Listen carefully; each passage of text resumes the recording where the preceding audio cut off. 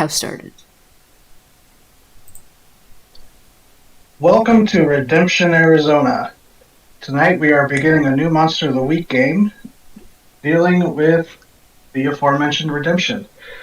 Deep in the Sonoran Desert of the southwest United States was a stretch of the Rockies known as the Chuparosa Mountains, named after the abundance of the flowering bushes that grew upon its slopes.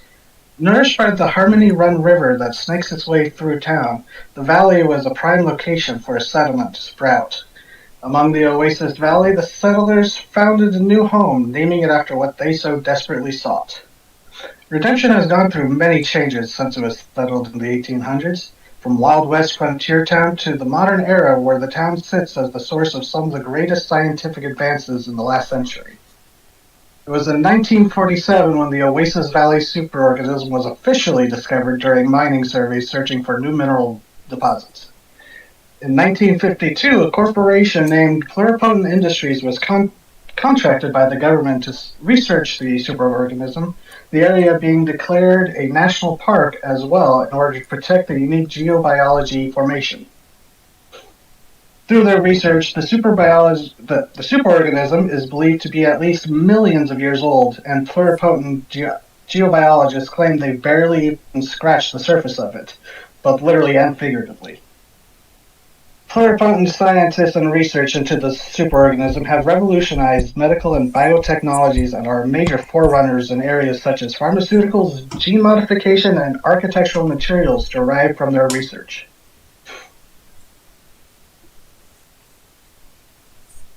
During the 60s and 70s, the Redemption and the Oasis National Park became a huge tourist destination seemingly overnight.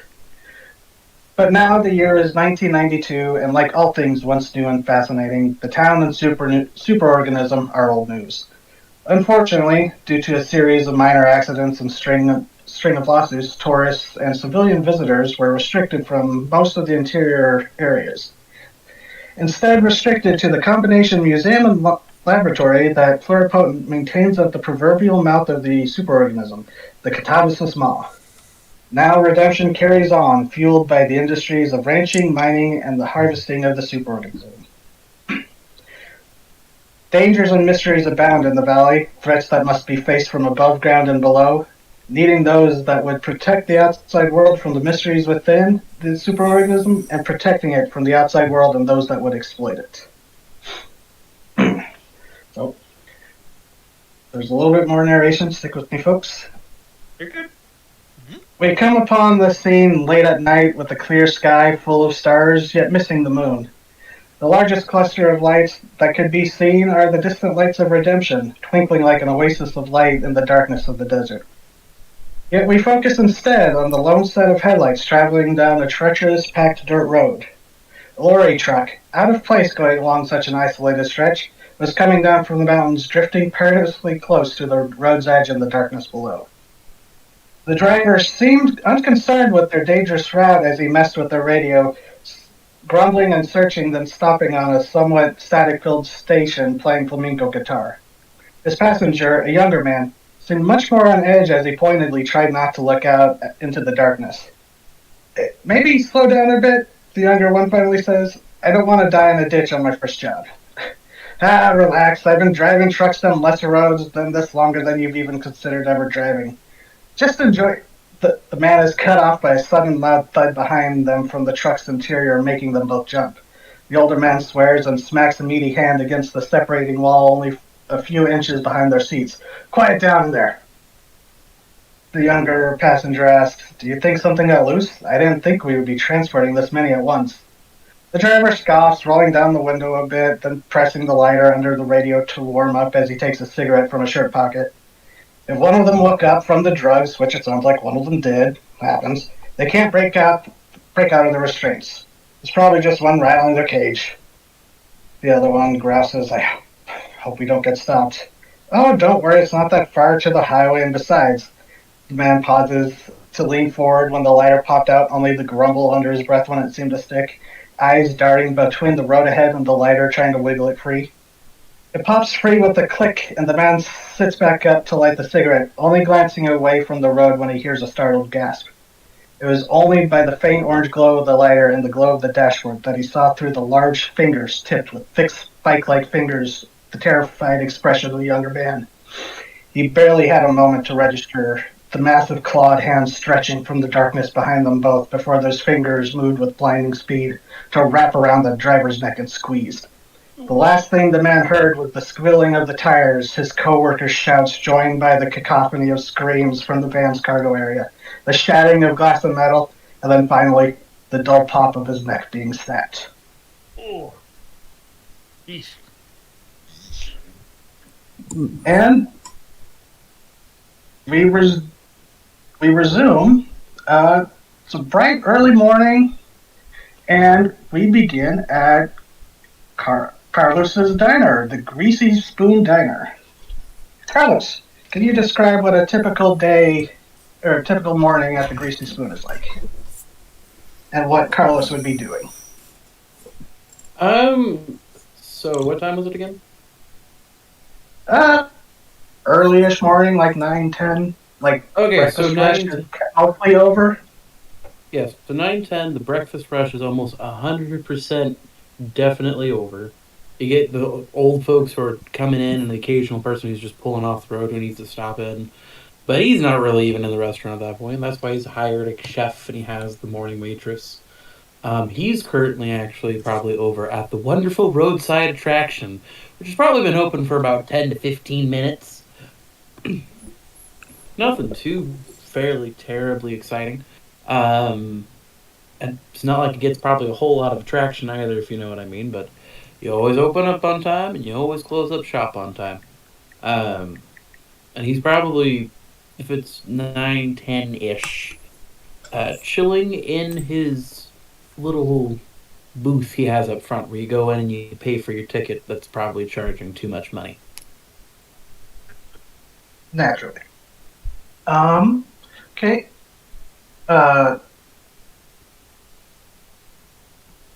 See. Who else would typically spend like a morning there? Among the group, I mean. Winifred probably would. She likes Getting bothering out the him. night shift. So, Okay, so you hear the bells tingle over the door, and in walks a umbrella first, is the first thing you see, and it's completely rainbow colored. And then the rainbow colored umbrella flips up, and it's also a rainbow colored person underneath. He's got Of course. purple hair, the loudest sweatshirt she could find, and the most awful pants in existence. Goes, hey, Carlos. Everybody gone Hey. from breakfast except for, she jerks her fingers over to the old folks. Yeah. Yeah, everyone's pretty much breakfast roasters done. Getting ready to open up the fun. My favorite part of the day. The part where everyone usually leaves me alone. Perfect. She folds up her umbrella and comes to sit down at a stool. Spins around on it a couple times and goes, "What should I eat today?" Well, let's see. I was getting it ready. Let's see. We're at that point where I almost get the cheese curds out because, Fred comes by every now and again. He's the only guy who eats them. And, I only keep him because he comes by every day. And, it's surprisingly cheap, but also annoying with how much space to take up. But simultaneously, hey, money's money, and a customer's a customer. Let's see. I got some leftover gravy. Is that a cue for me to enter? If you want to. It doesn't have to be. And genuinely, I have a partial menu planned with some of your guys' favorite foods on purpose. So that is a thing that exists. Before I lean too hard into this gag, Ciro, can vampires in your setting eat normal food?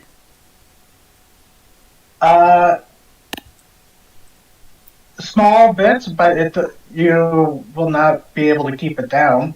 Fantastic. Like you can appreciate, like a little bit, but yeah, it'll be I'll I be agree with you. completely honest with you. It doesn't matter one way or the other. Carlos would be that kind of a dick to be like, "Oh, well, I got the cheese curds. You want some cheese curds? I got some gravy and biscuits. We were having a special on that today because it's good shit." That's the gag I was leaning into. Is Winifred eats it and then throws it up. Oh god. Oh god.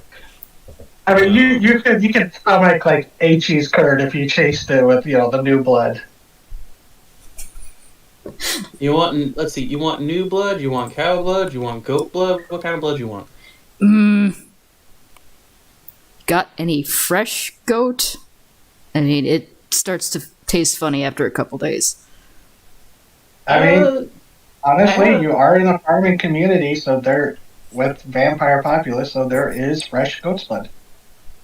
Yeah, Blood I is got. fresh. It's about a day old. It's not the freshest stuff around, but it's not been congealing or anything. I've been making sure about that. That's close enough. Like, okay, here you go. Here's this, and I guess I can get you. You want biscuits and gravy, or do you want me to actually fry you up a cheese curd? I remember the last time I fried you up cheese curds, and I want to make sure that this is 100% the plan you want to run with today. Cheese curds, please. Okay. She's only gonna eat one. She's saving the rest for Fred because she scares the shit out of him, she's pretty sure. It's fine. It's fine. Normally, I'd be chased out at this point by Hugo, but he's on smoke break. Yeah, and sorry, go ahead. I think at this point the little bell at the door rings as Fred walks through. Ah, speak of the man, Fred. Oh, hey there. Oh, man, that night shift, that's a killer. Oh, geez, you got the usual for me? Cooking up a fresh batch, actually just now. Hey, hey there, me, Hey. just be over, alright. He She's, sits at the very far other side of the bar. she swivels her seat just so she can, keep you in eye level, and then she has her blood poured into her skull cup with her bitch straw, and she's drinking it while staring at you.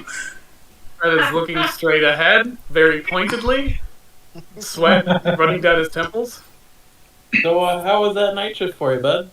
Oh, just the usual, walking up and down the halls. Not much to do. Nothing broke out this time, thank goodness. It's only happened the once, though. That's good. Just there's right, they keep things in there. Yeah. It's fine. Tubular. Tubular. 1980s. That wasn't too long ago. Yeah, Very it's back just a couple. And he just kind of quietly goes back to work. And Carla, the waitress that's on shift, just kind of shakes her head and just goes to give Fred his coffee. Thank you. Jeez. I'd be a wreck without this coffee.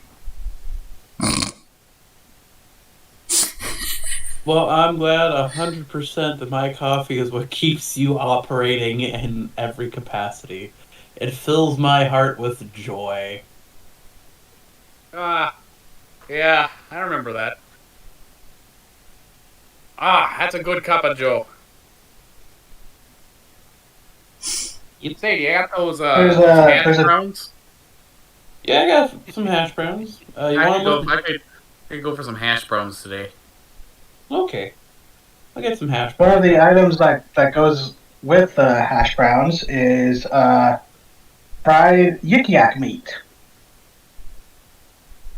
Yeah, I'm not sure I'm gonna eat something called a yik yak. No, I'll just take a nice American cow or pig, thank you very much.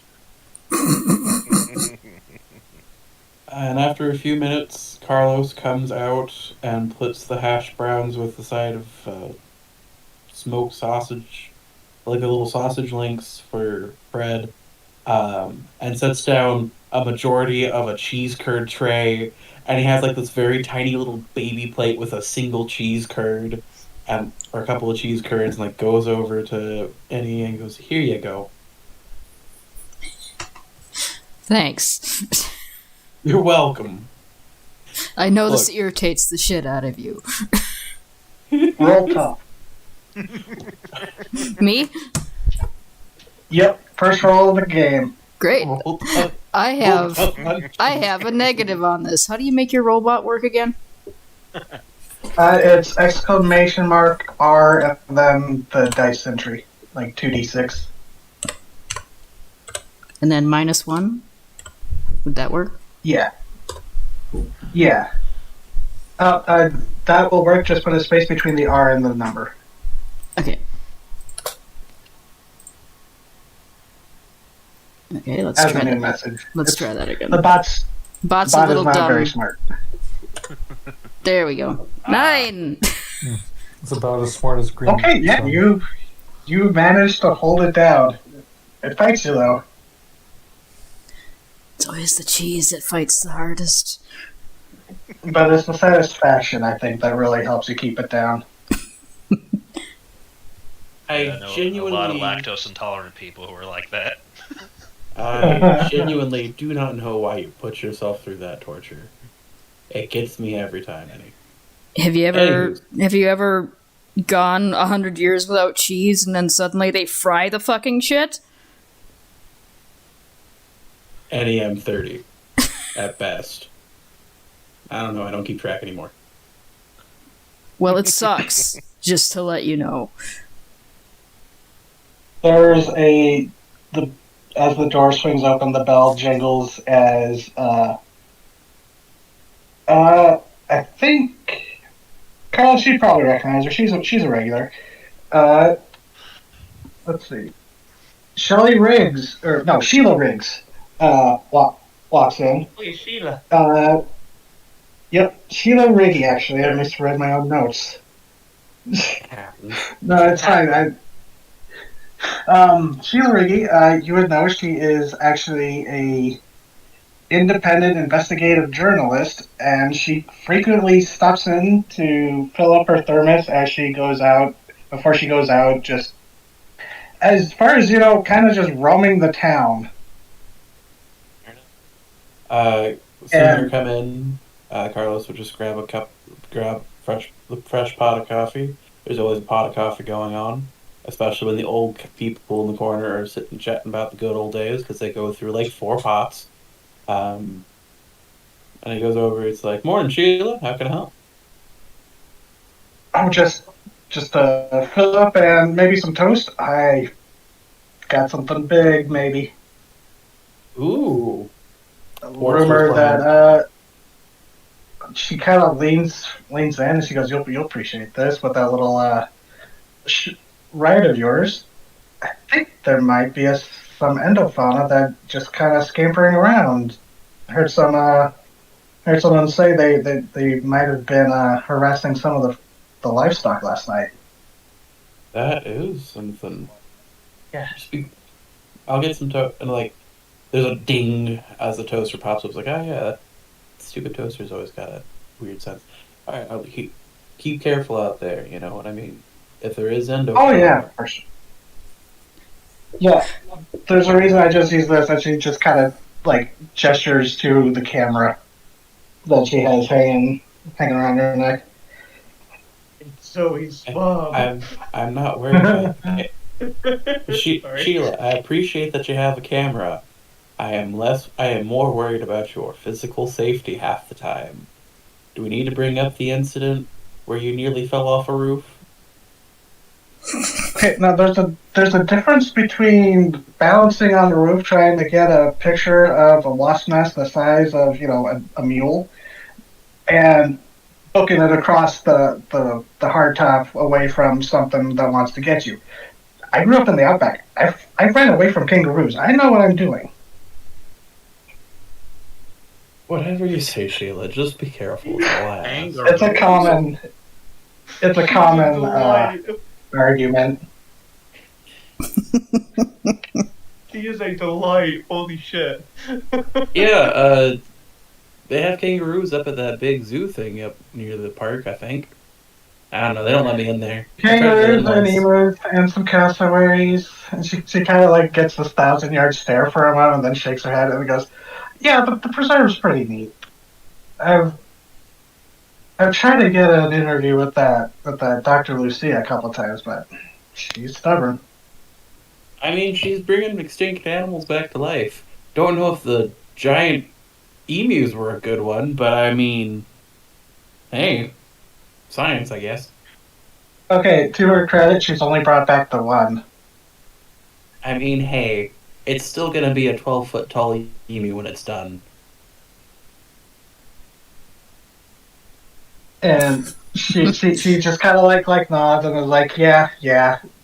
And then she glances at her watch. She's like, "Oh, well, thanks for the coffee and the fuel." And she pays, and then she's like goes scurrying off to her shitty little car. Carlos just stands behind the counter like, man, $5 says it doesn't get out of the parking lot. Kangaroos. All the kooky things in the world.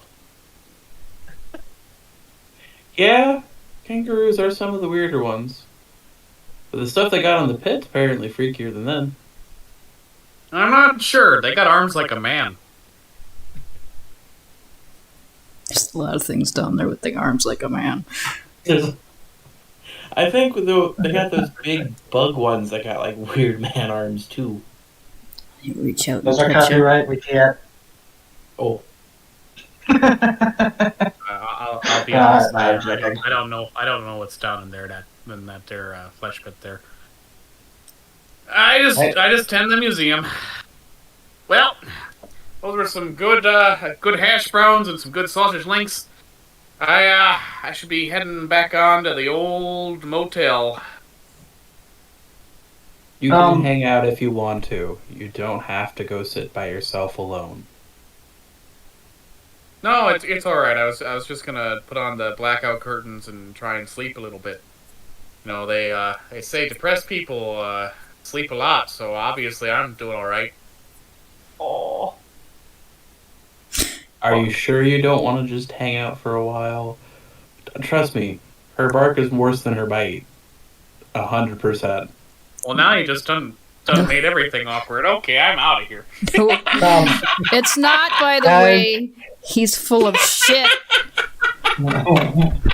As Fred tries to go for the door, it swings open a lot more violently this time. Holy as shit, two, poopy.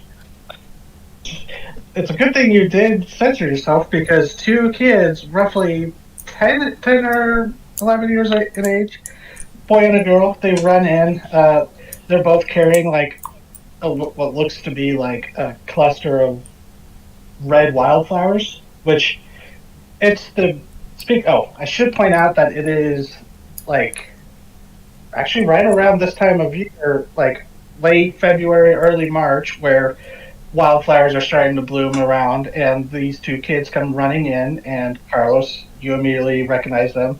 They are. Oh, where did I write their names?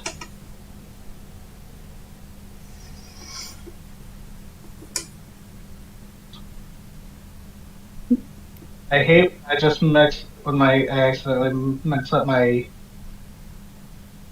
Okay, Manny and Rio. They are the kids of Carla, the waitress, and she just kind of like turns around, sighs, and just starts admonishing them in Spanish for like swinging the door open so hard, and they run over and they're like, Mom, you won't believe it. We were in the desert and we think we saw Chewie." And she's like, slow down. And they're like, "Chewie? Who?" And Rio, the girl, she goes, "Chewie the Chupacabra from the cartoons." And Oh God. Manny goes, "Him," and like points over and like there's like a little poster from the thing because of the Carlos's ride. Chewie basically being the mascot of the national park. I really gotta get that touched up. It's getting faded. And Manny's like, yeah, we were on our bikes and we were going around looking. Oh, we got you these. And the kids like hold out the that they're like these red tinged wildflowers, and she's like, oh, that's sweet, but go back to the chupacabra. What? And she like started like, getting that concerned mom like that tone of like, okay, you're not focusing on the concerning part kind of tone. And she's like, slow down. You saw a chupacabra out there? And she looks over at Fred, what Fred and Carlos and then back to their kids. And they're like, they're just all like grins and nodding. She's like, yeah, we saw it lurking around the farms, and it was like kind of hiding under a shed that had fallen over. Question is, how do you know that? Actually, that's what the mom asks. She goes, "How do you know that?" And they like just kind of give each other these looks of like the flowers were in the farmer's field. She goes, "Okay," and she just was just like she just starts admonishing them in Spanish, and she just like takes them off to the side, and it's just like. But she does take the wildflowers and. Carlos just gives a smile and a nod, like you'll watch the counter for a bit. And he's gonna go over waiting, and it's like, hey, Annie. Yeah, I heard that. Chupacabras. Didn't know your cousins were in town. Eat a dick, buddy. So That feels like that's like a racist thing. I should probably go tell somebody about that, or go do something about it myself, because that sounds like a thing that should not be around children. No, that's kind of why I was like, hey, you're the one who works for the big scary company that occasionally has issues. I guess you would too, wouldn't you, Fred? You just got off shift, so I was going to ask you, go back to work and be like, hey, there's a chupacabra running around. I mean, Fred, you have had an encounter with the chupacabra. Yeah, last time one of those got out of control, let me tell you, it was a little nerve wracking there. My accent's slipping a bit. Well, I mostly just stayed out of the way. I don't know how to deal with the choopy chalupas. Yeah, that's fair. I'm surprised he's like, Chewy Chalupa writes that down for the menu. Chewy chalupa. Why didn't I think of that before? I mean, most chalupas are chewy. I'm just right. She should see Carlos. Why am I acting like an authority? I don't have the stomach for Mexican food. Writes down Chewy Chalupa, shoves the notebook back into his pocket. It's like, huh. That's not good. No, it's not. Hugo. And when everyone's getting up from her seat, and she's not a very big woman, but she looks a little unnatural when she moves, so it's kind of unnerving to watch her stand up. She goes more like she floats up than stands up. Pretty much, yeah. Just imagine her as the most colorful atoms that has ever been. I'd better go take care of that. I suppose I should let the company know first. Or I could just go do it myself. She's kind of like... See, that's what I was thinking. Because Hugo should be back from his smoke break any minute. Are you gonna need help with the chupa fellas? She turns and looks at you again with her unnerving gaze that freaks you out for some fucking reason. And she knows it, so she's playing it up. For some reason. That's what many people call me, an unnerving gay. Obviously you're okay. I don't know why I asked. I'll just be running along now that blackout curtain's calling to me. Hey, Fred. See, now, Annie can take care of herself, but I could use some backup of somebody who's had some really good experience dealing with one of these before. Yeah, sure. I'm ready to lend a hand. Winifred's looking at you. Carlos, like, are you trying to get this man killed? And you look back at Carlos, and all he has is like this smile on his face. Like Yes. I either have no idea what I'm doing, or let's just see what happens. Oh boy. Carlos, So you're kind I of a think this bitch. is a good point to switch scenes to Connor. What would you be doing? I don't know. Is he working today, or is it a work day, or is it an off day? Let's say it's like a Saturday, so you probably have the day off. Oh fuck yeah. He slept in. He slept in, obviously, and if he's probably just getting up around now because he doesn't have to do shit today. So it's more like just finally getting up, falling out of bed, crawling over to the medicine cabinet, popping the lid off a pill bottle, and he just downs the entire goddamn thing like it's, well, candy. It's like, Jesus. I don't know what it is. It's like ibuprofen or something. It's just like some standard, flu, pain, drowsiness, whatever medication. He just downs it. Probably not a lethal dose, but it definitely would be enough to make most people sick. And then he just slumps over his table and just prepares breakfast, which is like toast. Just toast. He's just gonna eat it. And that'd be his morning.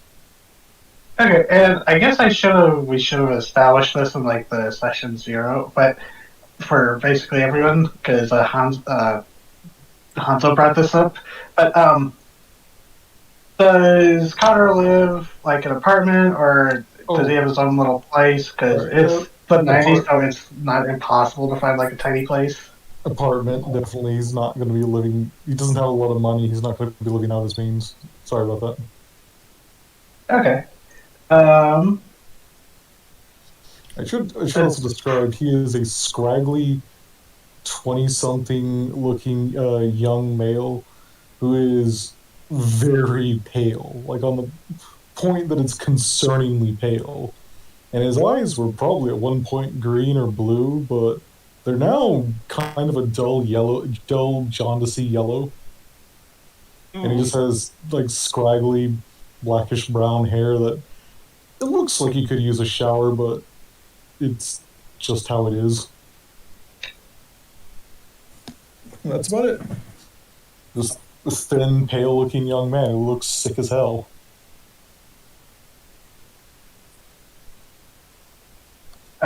All right. While you're cooking breakfast, you get a little whisper that just kind of just like sighs you hear this very faint sigh, and you get this sense of boredom. Rolls his eyes slowly at that and crunches his toast louder.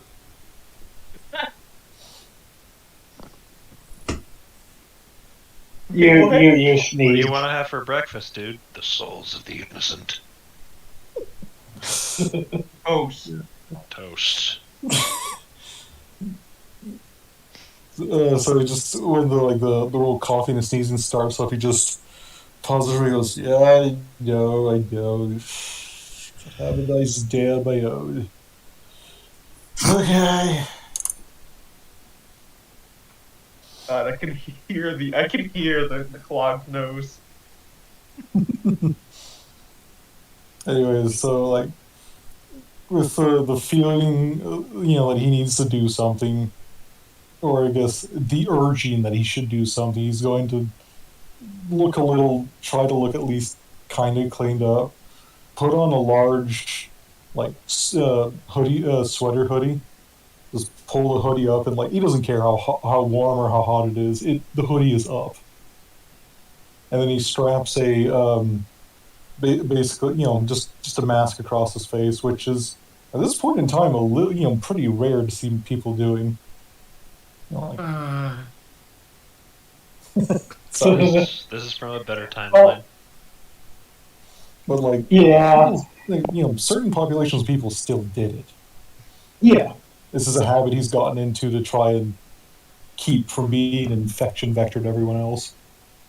And honestly, with it being in the Sonora Desert, it's not a bad idea when there's dust storms to wear masks because there's a nice little thing called valley fever, which is comes from the spores that are in the desert soil that get kicked up during dust storms. It's not fun. Ugh. Did not know that. Huh. Anyways. So yeah, That's like why you're not supposed to go out and say dust storms. Just sorry. I thought because you just don't want to go out on dust Oh, storms. you're good. That's fucking stupid. Now I know to always wear a mask if I'm ever in a dust storm. It's good. So yeah, he'll get his wallet and stuff and just walk out the door. And he has no idea where he's going, so he's probably just gonna. Well, he can either go to work or go to the diner. Those like the only two places he really cares about in town. So he's just gonna kind of move in the direction of the diner and hope whatever something interesting happens. So it's gonna be a less shitty day. And I think that would be a perfect thing because I think Hanzo would probably be living in the same apartments. Hanzo, a few minutes ago, you got a call from your superior, basically, in in the industry, and called you to. They asked you to come into work for a sudden assignment. Understood, So sir. you would basically be kind of leaving the seeing each other at the same time. And since you both work at Plurpo, you vaguely recognize each other. Hey. Oh God. Yeah, just kind of turns, squints, sees Hanzo, just a little wave, and just carries on.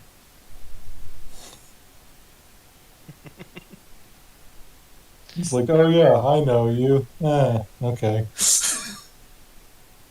Yeah, seeing their two models posted like that side by side, it's like, yeah, they wouldn't really seem like the type to just break up or start out a conversation, huh? Like, he's 5'4", by the way. He's kind of short. So, Connor, you are heading to the diner then? Well, he's moving in the direction of the diner. He doesn't know if he's going to go in or not, but like he's hoping something interesting will happen. Okay, He and doesn't care what. because I haven't really set up a actual map of where things are in Redemption, I'll say the diner's not too far. So you get a sense of like the diner seems like a good place to just wander. Mm-hmm. And I guess with timing it up just for convenience of the plot, it would actually be like you would see Carlos and Winifred and Fred departing as Keo finally came back for his or from his smoke break.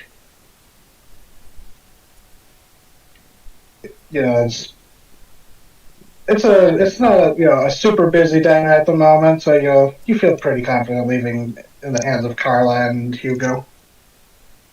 Yeah, Carlos will just be like, hey, Hugo, keep an eye out in case if anyone wants on the ride.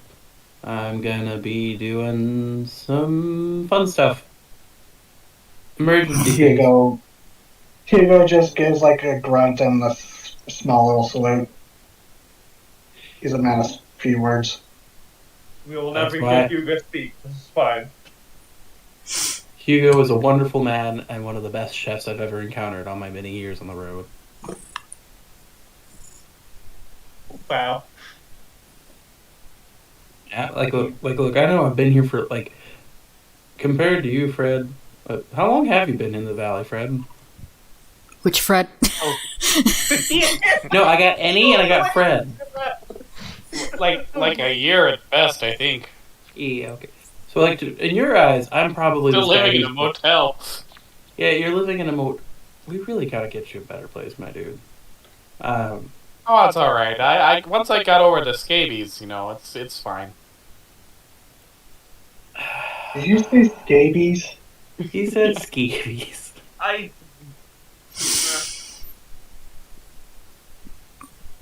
Dude, I'm I'm- not even gonna. I'm not even I don't gonna. even know how to address. Yeah, I don't know how to address that one. But I've only been here myself for a few years, and it's not hard to get yourself set up. Especially if you have absolutely nothing. I did. And look at me now. I own a really decent diner, and one of my favorite things I've ever created with my own two hands.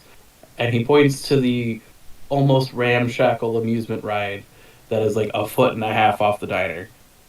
That's my gal. Let's go find us a chupacabra. Yeah, so they only eat goats, right? Sure. Okay, good. And like he So- turns, and is at this point when the other two walk up. I think it'd be just Connor because Hanzo is heading into pluripotent. Oh, hey Connor. Hugo just went in. If you need some soup. It's fine. What the hell are you all doing all together? Chupacabra. I'm gonna go wrangle up some Chupa Lupa cobbers. He's gonna sigh extremely loudly and just rub his eyes. Fine. Do you mind if I tag along? You sure? I don't see any reason why not. He sounds Why like not? he's gonna die. God, I hope so. Oh, okay, then that's fine. That's.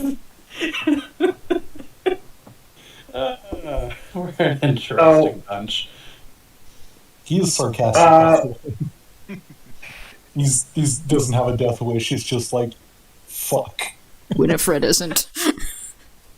It's like, oh, you want to die? All So, right. Being a vampire, I guess that gives you a different perspective. So you did get the location from the twins where they had spotted or supposedly spotted this chupacabra, which is the Fernandez Ranch, which I don't know if they're actually a fairly big name in town. They're kind of the head of the. They're a rather prominent rancher, and you see their name in the news a lot, and they've tried to run for like city council a couple of times, but it is about 10 minutes out of Redemption by car. It seems the kids rode in on their bikes, which you do see a pair of bikes shackled up outside the diner. They tend to end up there. It's fine.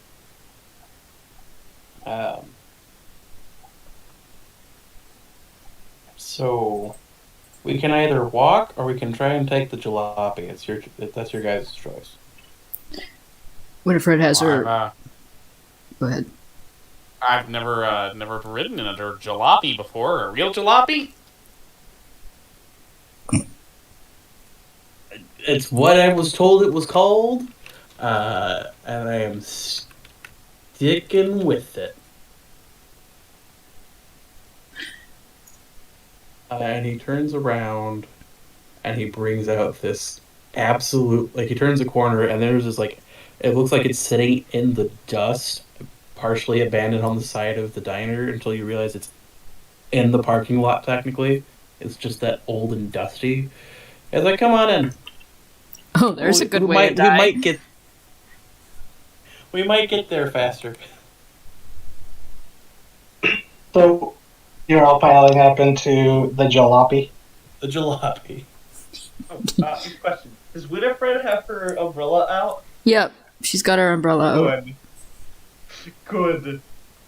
Yeah, it's like 10 a.m. in spring in Arizona. Yeah, the sun is high and bright. She's got her stuff on too, but she just likes having the umbrella. Good. I mean, Luchador. But so you all pile in, and I think we should switch to. Oh, welcome back, Shady. We'll get to Tommy in a little bit. Hanzo, Mm-hmm. and you too, Olivia. Don't worry. But Okay. Hanzo, Alright. Mm-hmm. you go into work. You go to the Catabasis Mall Museum and Laboratory. You pass through the museum aspect of it, and then descend towards the lower level, which you pass through little halls, and it's typical day. It seems busy, but lots of office drones wandering around, and you see a couple of researchers wheeling stuff around. But you get to the office of your commanding commanding CO. That's your commanding officer, and sitting behind the desk, you see Dara McLean. Uh, Looks like a military cut guy. Military cut hair, graying, couple of scars. Um, Looks to be maybe in his 60s, and he looks up from the boxy computer he was typing at, and doing a little individual pointer finger hunt and peck as he's typing away. And he's like, "Oh, Hanzo, there you are." Need me, sir? Yes. Sorry to call you on your day off, but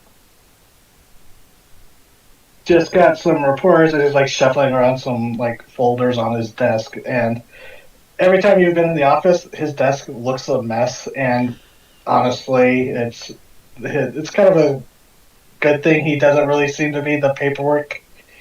It seems like paperwork's not dependent on him, but he picks up a folder and he flips through it. And he goes, "Oh yeah, there was seems that vultures might be back in town." And you would know specifically that the vultures are the kind of the name that a ring of poachers that have harassed Oasis Valley a couple times before. You've never personally had to deal with them, but you've seen their name in reports. But got reports that they might have been in town, and now we just intercepted a call to the emergency services that there might be a chupacabra or two loose. So I'm gonna need you to go out. What was it? Fernandez Ranch. Check it out. Speak with the guy there. See what you can find. Guy called these. Somehow he got our number, and then after he called emergency services, he called us. Don't know how he did that, but go deal with him. See if you can track him down. Confirm if there's been any. See if it's an escapee. Somehow it slipped past us, or God forbid there's a new entrance. Understood. And he goes, "Oh yeah, stop by the armory, gear up, and then head out." Will do. So, you can gear up your weapons and before In that case, taking the company car. yeah, my gear is a submachine gun and a 9mm. Easy to hide, easy to carry. Mm-hmm. Along with a big knife and a flak vest. Yeah, I know I wasn't going to talk about Melly, but I think Isaac's only used his knife one time in the very first episode to pop the guy's tires. What a use of a knife it was. The best use. But so Hanzo, so you get geared up and you get into the company car that they provided you. Yeah, it's not the very best, but thank God it has air conditioning at least. Mm-hmm.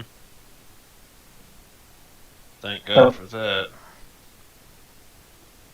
And so next we will go to Olivia. Hey. And yes, that is a very good example of the kind of clunky computer he was using. Yes. But so Olivia, What time of you're day? working at 10 a.m. ish. Let's say Okay. just 10 a.m. A little bit after. She's been up You've been for like working. 2 hours or more. Yeah, yeah. You were working at the preserve, doing the morning stuff. Uh, you were probably just bringing hay to the rhinos when your walkie crackles and you get a call from Dr. Lucia going, Olivia, dear, can I see you at the lab real quick? I need to ask you something Olivia, real quick. Olivia grabs walkie. She tosses the hay barrel towards the rhino to eat. Grabs walkie. Be right there, boss.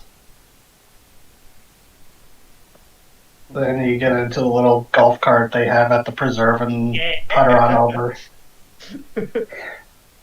But at the lab, well, Dr. Lucia you see her standing there. She's an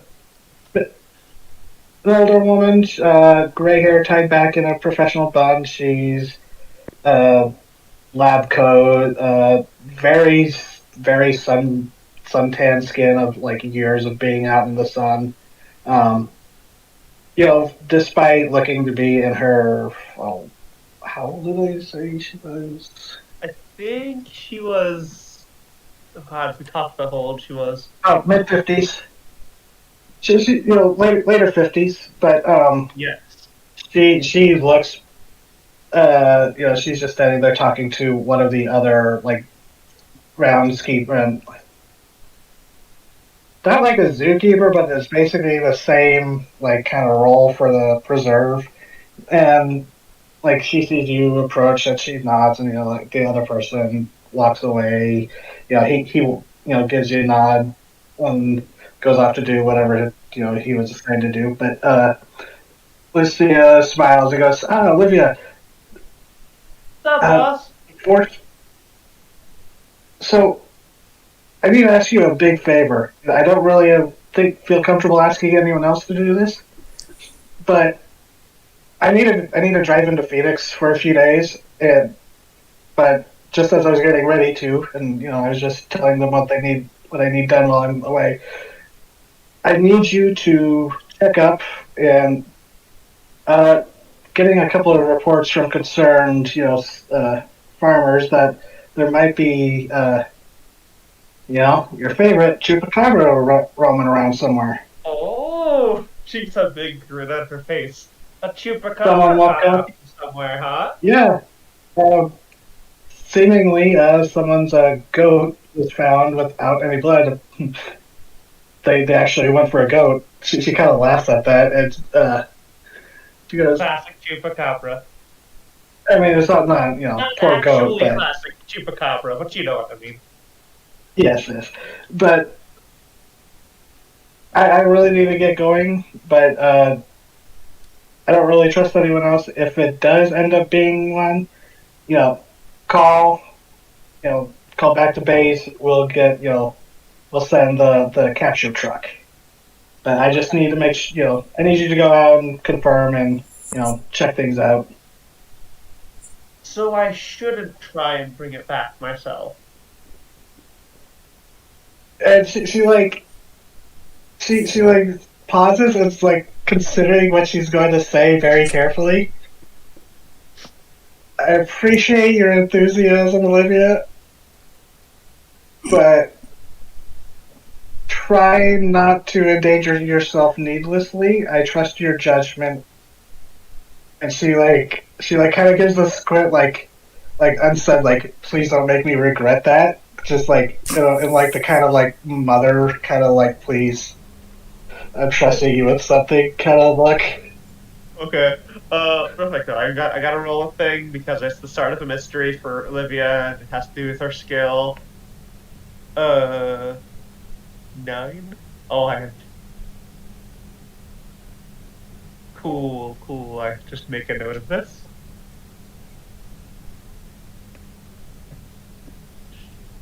Sorry. I just remembered something with new Oh abilities. I yeah, have what to was get a it? hang of. I had to roll for the woman with the plan because I have to roll at the beginning of a mystery. New character, who dis? I will not get anyone else hurt. And she like gives you this little look, like, I can just describe what Olivia looks like real quick. yeah, go ahead. Oh yeah, sorry, I don't mean to stop anyone from doing that. I should do that for let everyone have a chance. You're good. You're good. Olivia's about like a 6-ish foot tall woman with light blue hair, a pink like midriff cut shirt, white shorts, and big light blue boots. She also has several visible scars, including ones right over her right eye, although the eye itself is fine. And you can see some on like her elbows, peeking up out from like the top of her shirt, and a couple on her legs, although they're not as visible unless you're actively checking out her legs.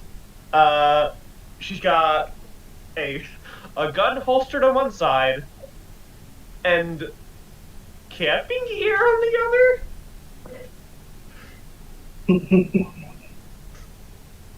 And she is grinning ear to ear at the thought of going to wrangle a chupacabra.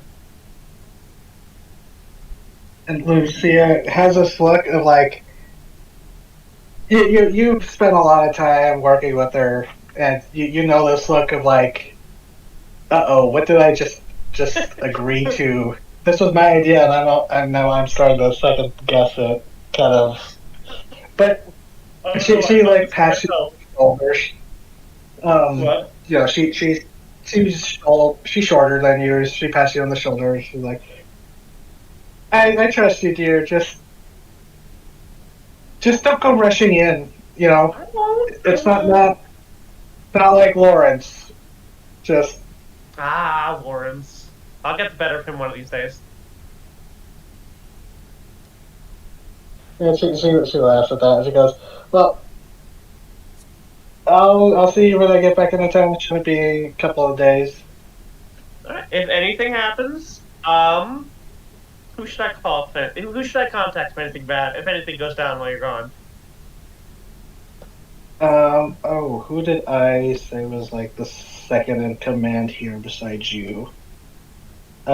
George Lyon, and that's Lion with a Y.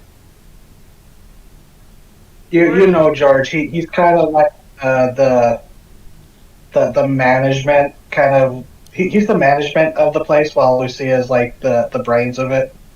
Okay. All right. Shouldn't be too hard to track him down if I need to. He should be, easy to reach over the radio. She checks. She pulls out her radio, just like shakes it around, like, yeah, got it. So, whereabouts do they see this chupacabra? Oh, and she tells you, and it's there. Place. There might be two, three at the most, if what they were reporting is accurate. But Multiple. there seems to be. Chupacabra. That's just what I want you to go and check. It could be one that got around and was spotted throughout the night. Just double checking, But and she points, there's a map that she points out, and it's like one of the farming areas where a lot of the ranching houses are. Oh. I suppose they're close enough together that it could just be one moving around pretty quickly, but That's still concerning. Well, I am on it. You can trust me that this will go fine. And if I'm it doesn't, excited to. remember, I can always get more scars. She she makes like grimaces at that. She goes, either way, I'm excited to hear your stories when I get back. And he goes, oh, just make sure to feed Eli, and he you know how he gets when I'm not around. And Eli is a Carolina parakeet, one of the successful cloned extinct birds. Okay. How tame is Eli? Oh, fairly tame. It's still a parakeet. They've got their opinions. Yeah, but like, bringing him with me would be fine, right? Is he gonna like Oh no, run he away stays or? at the lab. Okay, He okay. stays at the lab. Just needed to know. But I, so you're given one of you can take one of the trucks that the preserve uses. It's not like a capture truck, but it's like a flatbed or like a I pickup will truck do actually. just that. Wow, this is So like the only character I've ever played can drive a car. Uh, unless you want to take the golf cart. no, I'll take the truck. Truck's definitely better, especially if I wrangle something. So Tommy, you there, Shady? Yeah. Yes. You, So Tommy, you just you've been walking for most the I don't know however long it took you to get here, but finally you start seeing you've been walking into redemption, following just sorry, sorry, stumbling could over you myself. repeat that? You're cutting it for No, me. I was cutting myself off because I was stumbling over my words. Ah, okay. Just So wanted to be sure. Wait, you that's you're spooky. you have just gotten to Oasis Valley, and Hmm. you've been walking along the road. It's even though it's spring, it's still pretty hot. Just walking down the road of the desert, but you're just going along, and thankfully you're starting to get towards town, where you're starting to pass through the looks to be like the farms and ranches, which you honestly could smell before you saw them if you've ever driven through ranching territory. The You've been walking along, and you see the typical there's some cows in a field grazing. There's some sheep, goats, and then Hmm. you're like there's a moment where you pause because you just see a field that's full of ostriches, just not like the typical livestock you would see, but yeah, there's just a field of ostriches just roaming around this one paddock.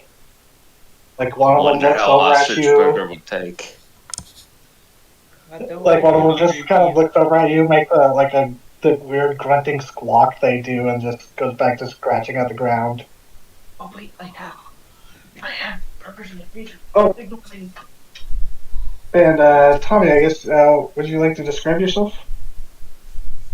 Yeah, hold on. Let me open up my dandy image sheet in this here interwebs because it's easier. Oh, God, he's a hobo. Mm-hmm. Yeah. Tiny hobo. Tiny Right. hobo. Yeah, very tattered clothing. The shirt's flannel. The pants are frayed at the bottom of the legs with like holes where the knees are. Thick hair covers. Thick hair covers the top of his head. 1 second. So, uh, he has thick steel-toed boots on his feet and a hobo sack. A spindle. Oh, there's an actual term for it. Oh yeah, Okay. there is actually another called spindle. Hold on. I need to copy. Sorry, I got contacted by someone. There My you bad. go.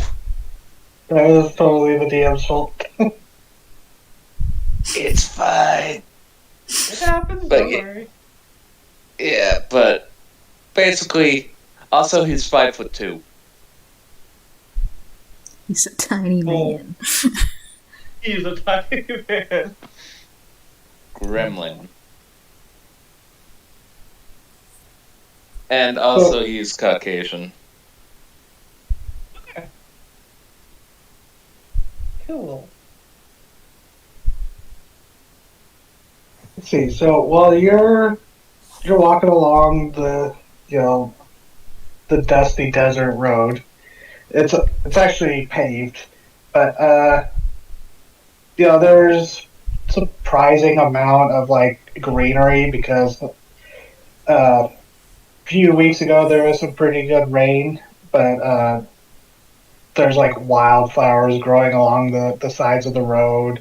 There's not blues. There's like whites, yellows, and you see like a patch of these red wildflowers. And but you're going along, you see there's like cactuses along the road. But roll me read a bad situation. Okay. Okay. Read a bad situation. As you notice as you're walking by one of these fields that had this paddock that has sheep, you hear the sheep bleeding in alarm. I got an 8. 8. So with an 8 for a read a bad situation, on a 7 and 9 you get a hold of one, so you get to ask one of these questions. What is my best way in? What's my best way out? Are there any dangers we haven't noticed? What's the biggest threat? What's the most vulnerable to me? And what's the best way to protect the victims?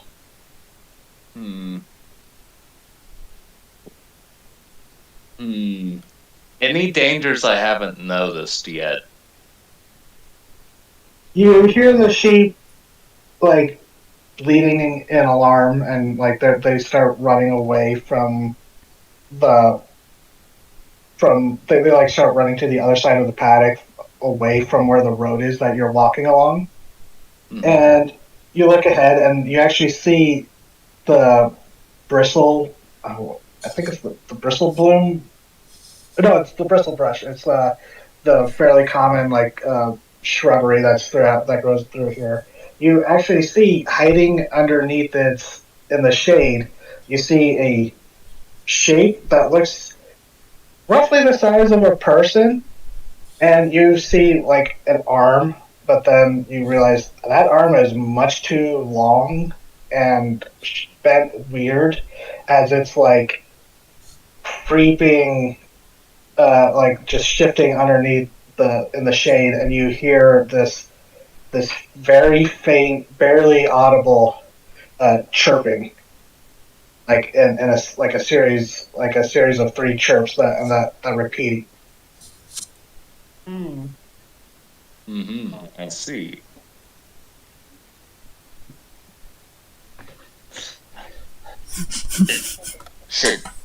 Should I do something? Is this normal?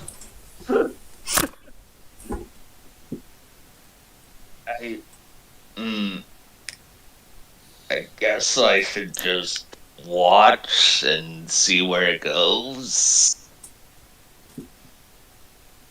So you're holding still? Because Tommy has no idea if the. Because he's been to some weird places, like Detroit. Yeah. Really?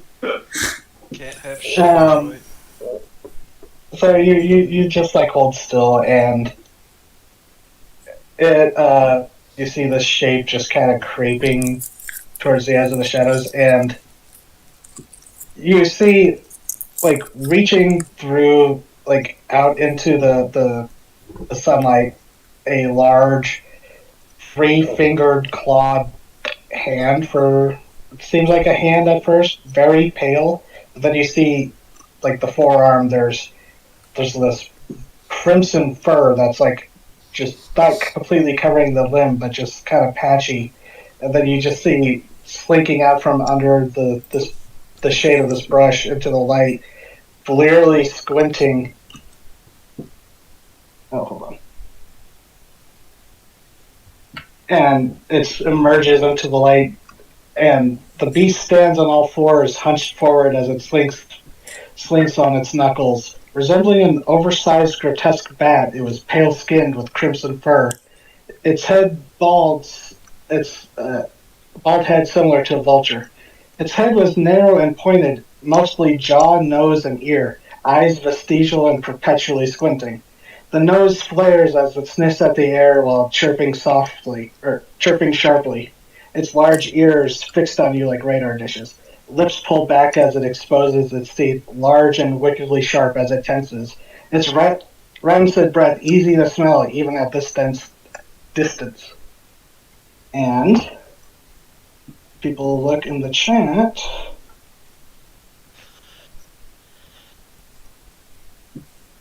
This is what's creeping towards you with what looks to be somewhat fresh blood still staining its face. Come on, Discord. It's hard. Come on. Quit howling at Oh the moon. god, Hmm. that is a really cool chupacabra. I like it a lot. That is my friend drew that. I love the very human eyes Aw. Hmm. and the somewhat pained or shameful expression. That's fucked up. Bruh. Like a I cackling really hyena. love. Tell your It's a friend. friend. That, Shameful? tell your It looks- friend that. It looks like it's mildly aroused. Yeah, and Concerned. it looks like it's being Catholic about it. Oh no. I'm sorry for my shameful boner. Oh. Oh Oh god. no. Mm. A Catholic cabra. No. Oh. That's a a really problem. good chupacabra, and then A lot you of became people- Catholic. A lot of people in Mexico are Catholic, so Oh my god. Oh, jeez. Chupacabra. Now the chupacabra, Kids are like, Australian what did you do style. to the chupacabra? Now it's got anxiety. is the chupacabra Catholic? But so Tommy, this thing is staring at you, and it has fairly fresh blood, like dripping out of its teeth, and it is staring right at you. You're not sure if it's staring because it is like its eyes are just squinting so bad, and you actually see like tears, but it is fixated on you as its ears are just like directed right at you. I see. Well, Tommy is going to reach into his pocket. No, not his pocket. That's Drake.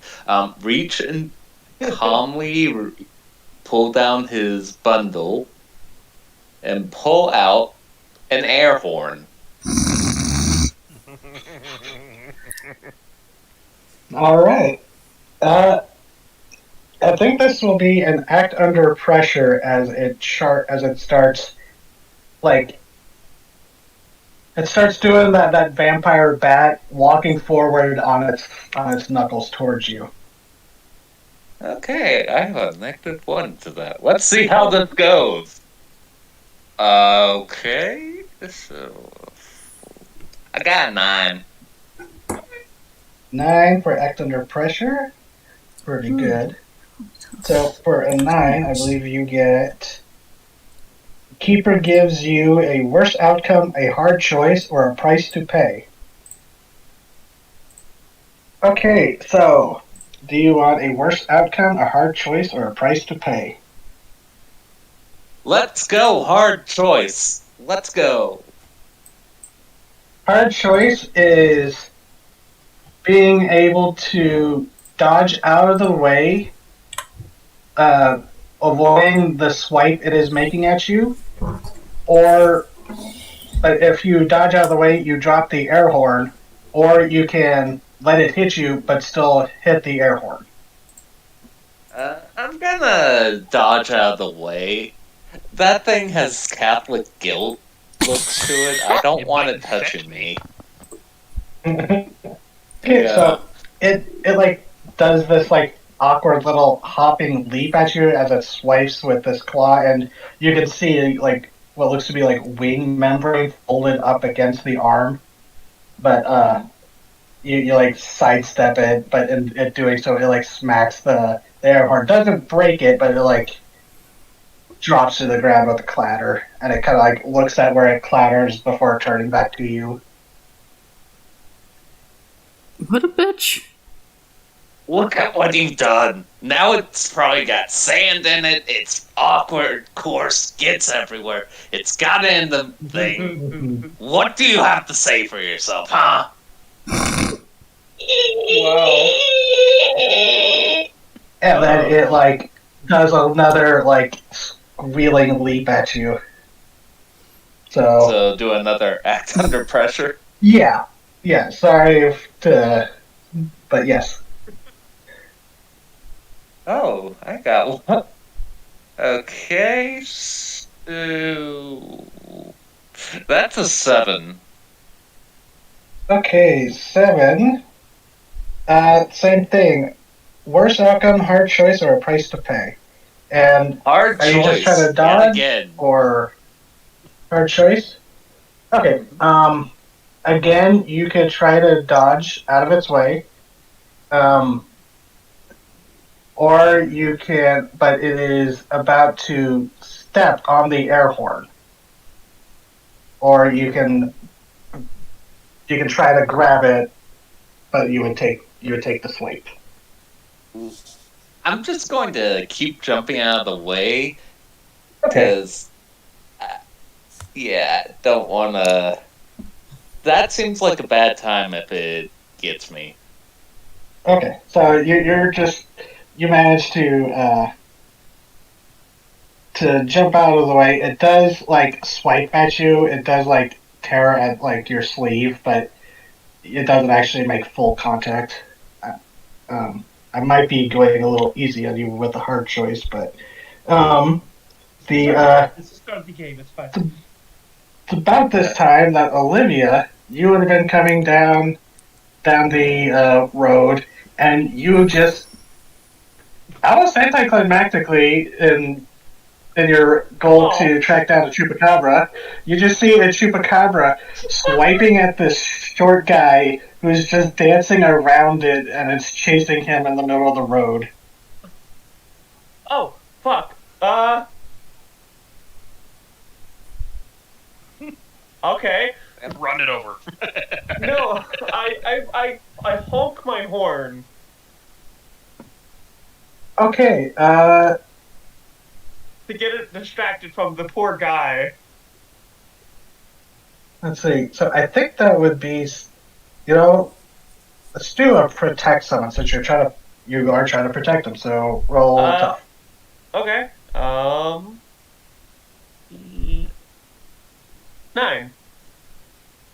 9. On any success 7 or more, you protect them okay, but you'll suffer some or all of the harm they are going to get. Okay. I'm in a car, So- though. Yeah, that's the thing. You honk the horn as it you pull up fairly close to it, and you honk the horn at it, and it's it's like it got hit because it recoils so violently from the sound that it stops going after this vagrant that you've seen, and then it just turns and leaps and lands onto like a surprising amount of distance, like a good 15 to 20 feet. Oh. Leaping, and you just see these wing membranes stretch out from the last two fingers, and it lands on the car, and it just starts, it's clawing at the hood of the car. Okay. So now its attention is focused on you and the car. Okay. Shit. But it definitely reacted to the horn. Yeah, yeah. So, do I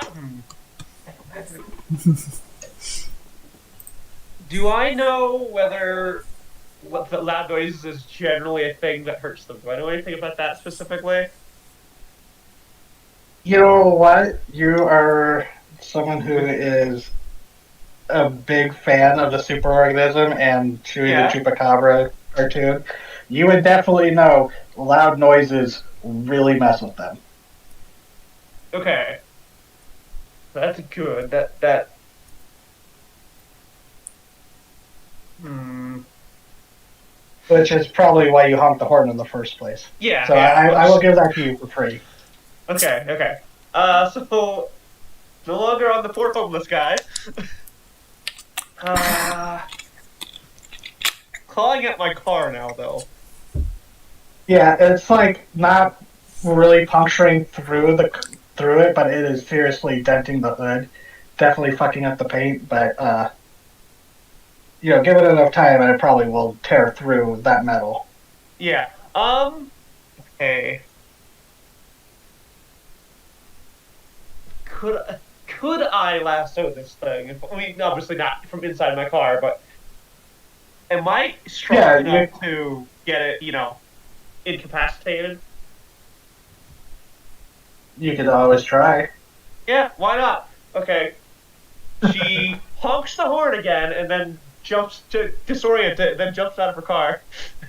Okay, just roll me a. Yeah. Okay, so Act under pressure, I guess. Act under pressure? Okay. Yeah, because it's more about like distracting it to get out of the car. Out of Kansas when I roll a 4. You rolled a 4? Oh, Maybe jumping out of the car wasn't such a good idea. Yeah, that's fair. On a miss, things go to hell. Yeah. Okay, so you were honking the horn and like. Have you seen that video or like that Vine where the cat's walking on the car or the hood and they don't know the person's and then they honk the horn and they just like leap? They shoot straight up. Yeah. Yeah, that's basically what happens to the Chupacabra. And then there's like an impact noise from behind the truck and you think wait, did they leap all the way to the back? But then no. You hear it land on top of the hood, and you look in the mirror behind you as you see a second one has leapt onto the back of the truck. Oh, God. And it is like, you hear the chirping of them, of them both, as they're like, they know something's up with this vehicle. They can't really see, but it is very loud and very warm. So, what's loud and very warm? I guess the truck. Oh.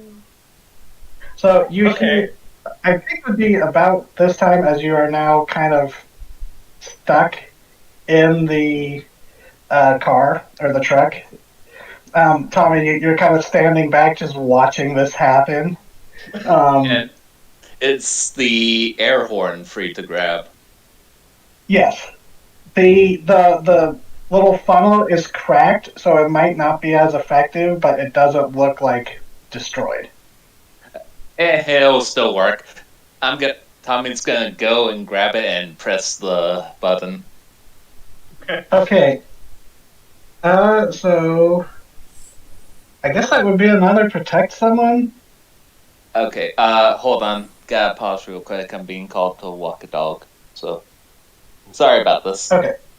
Oh no, So I would say that you do manage to blow the horn, and that's will actually serve well because Carlos, Winifred, Connor, and Fred, you're driving along in the jalopy, and all of a sudden you start hearing, as you know, it's like you're driving towards the Fernandez Ranch, but you start hearing a horn, like like a truck horn, just being laid on, and you hear what sounds like the strangled, squeaking belting of a damaged air horn.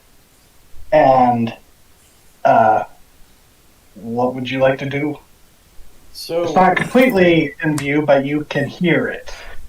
cool. And you start seeing like the livestock that you're driving past. They look like they're getting agitated. Okay.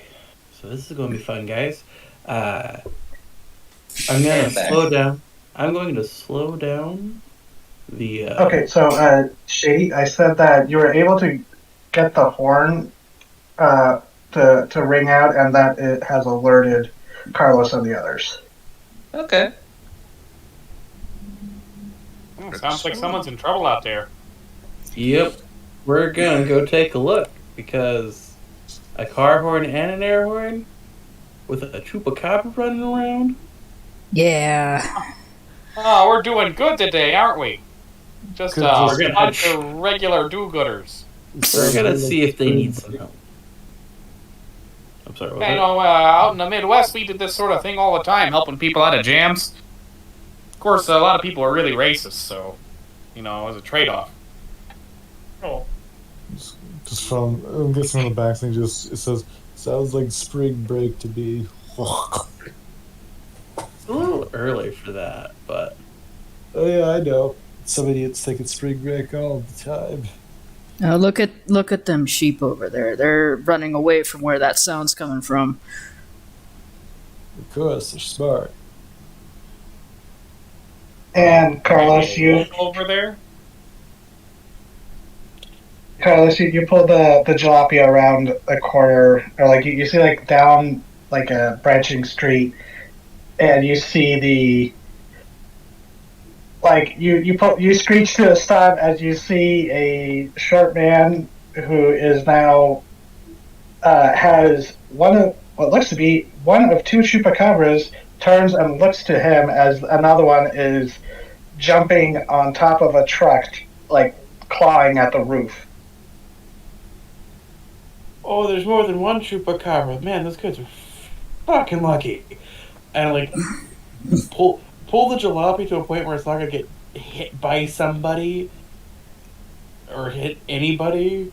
Pull it to the side and it turns off the engine. It's like cool. Getting out there now, and just kicks the door open because that's the only way that the left door gets open on the driver's side is by violently making noise. Winifred's also gonna get out. I don't know how. Maybe through the window because fuck you. oh my god. The other doors work fine. It's just the driver door. Do the Yeah, windows work? I just step out of the door on my side.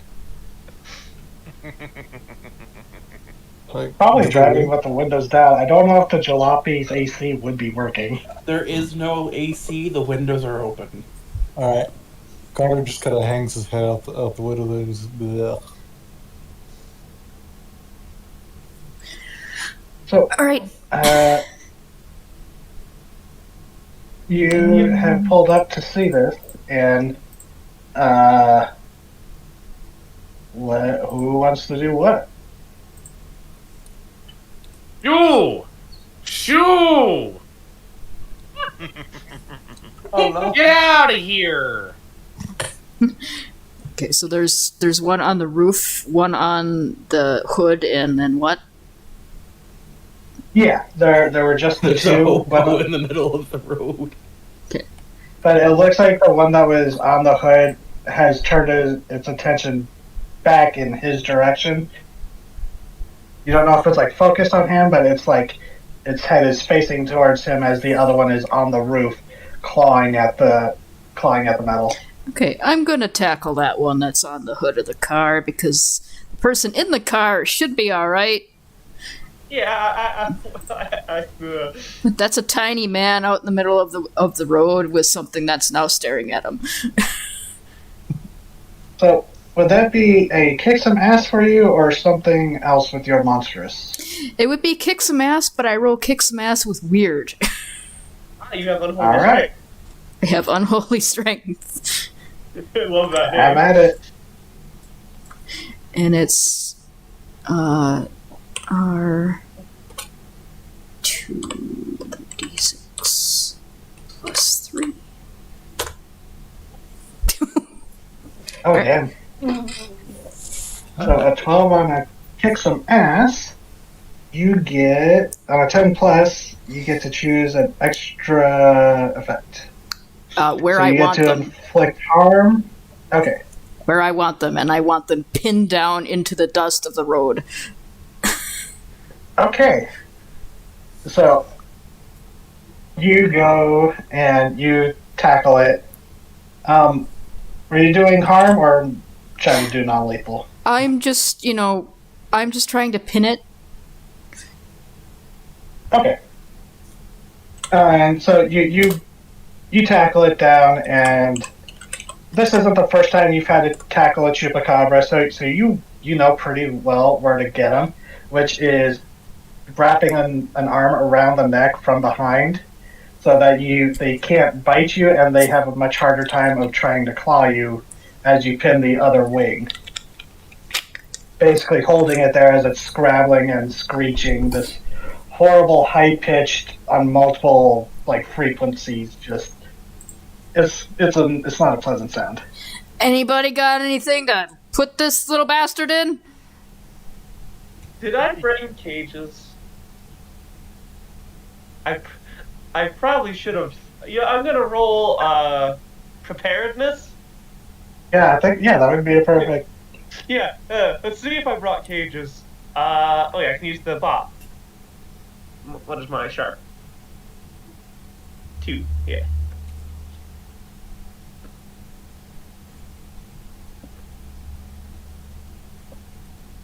I don't want to jinx Man, it, but the dice bot likes me so far. On a 10 plus, I have it here right now. Yeah, I brought cages. I brought 3 cages because there might have been multiple. So.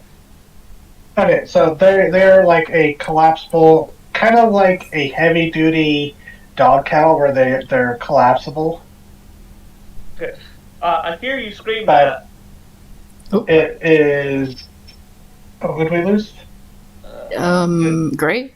Oh, Carlos. Okay, he's back. Yeah, you do have some collapsible cages that would be able to fit them, but they are in the back, they're in the back of the truck. Okay. Yep. I'm going to calmly get out of the car, not jump out this time, and shout, "I got some cages in the back!" Oh, it's a weird neighbor lady. Oh, it's you! It's the vampire! Yeah, set that son of a bitch up so I can put this in it. I don't know how long I can hold it. I will, in a second. I got another one to deal with. I don't know what's happening. And Second one's on the roof of the car, right? yep. It's in the back. And it hopped up from the back onto the roof. Okay. But yeah, because now that you're starting to shout, it starts looking towards you. Yeah, that's fair. I Well- have my lasso with me now. I would What's like going on? Winifred has one pinned. Another one is on the roof of my car. I just came out of my car with my lasso. And the one on the roof of the car is looking at me because I was shouting. And she's going to get cages out of the back of her car. And And Rave, what do you want to do? I'd like to jinx the sumbitch sitting on the roof. all right, roll some weird. All right, dice pot.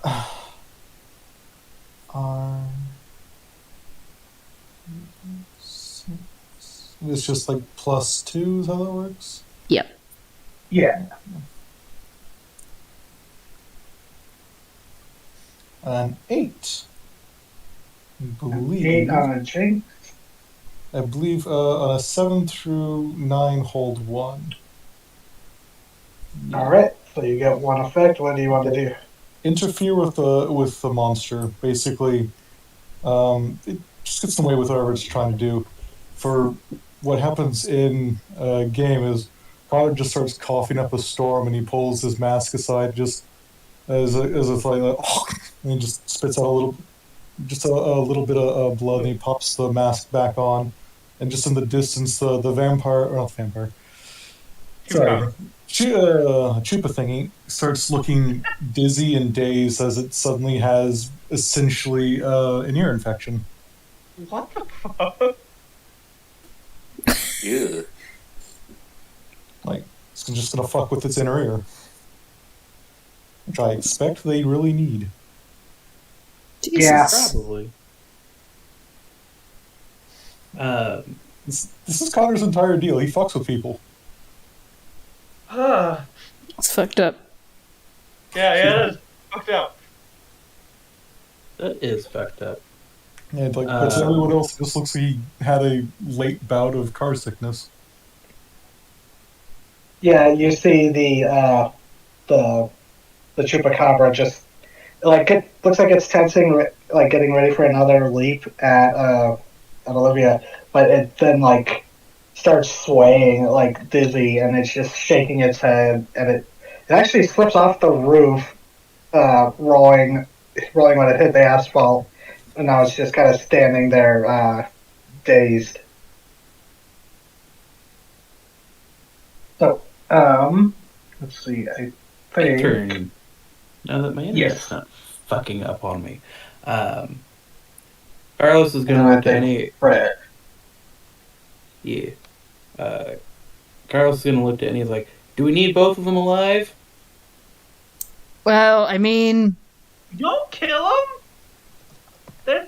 They're I didn't just ask you, animals. loud lady Yeah, with the look cages. at them. They're harmless little critters. They're not like kangaroos. they weren't technically doing anything, and if we catch them, I mean, They're dangerous. They're Fine. just wild animals. Can I try and lasso the one on the roof that's currently sneezing?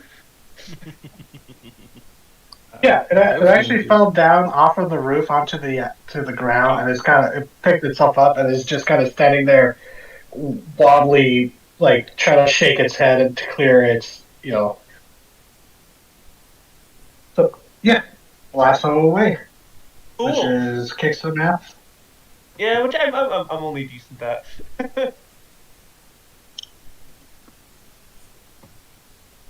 It's a +1, I think. Yeah.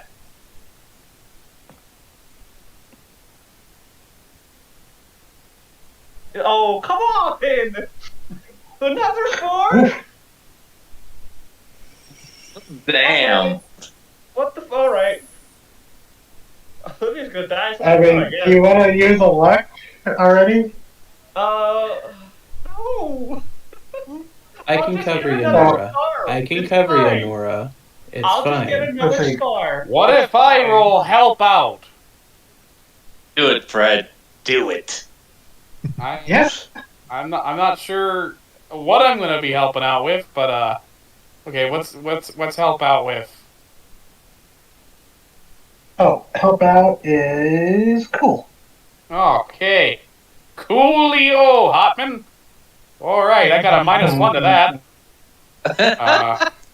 aren't you All right, aren't you a mundane? Don't you have that one thing? I mean, I got a. Oh wait, yeah, I do.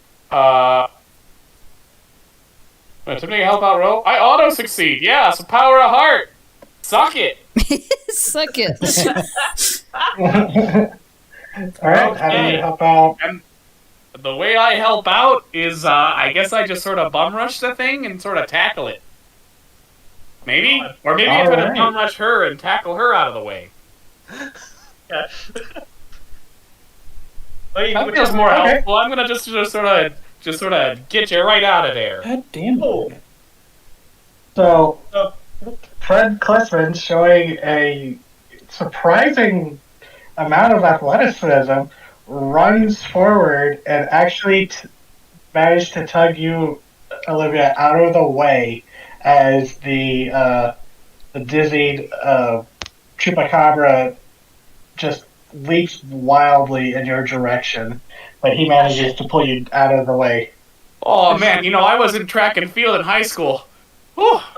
Been a while though. Oh jeez. Okay, just wait. Oh, shit, I know you? I think I know you. Hi, Fred Klutzman. I'm here to help out with the chalupas. You're they're chupacabras, and you're the guy who fell into the mongoose enclosure. No, that was someone else. No, Okay. Thank you very much, friend, but please get off of me so I can wrangle this chupacabra. Yeah, no problem. Thank you very much. While they're currently distracted, Yes. trying to get off of each other, Carlos is going to press the play button on his tape recorder and raise his hand, or cassette player, sorry, I got the words mixed up. And I'm going to roll a kick some ass using my funky weird combat magic that I've been wanting to try out. Now's the time. Aiming at the one that wildly tackled at him. And Okay, yeah, that specific, one's I would be because doing the other one is still held by a Winifred. missile. What does your missile look like? Yes, I'm not gonna hit any. He raises his hand, and there's a sudden bright light as a sudden bullet-shaped thing of fire just shoots out and smacks it in the face. All right. I am not terribly descriptive with my magic stuff. What's the damage?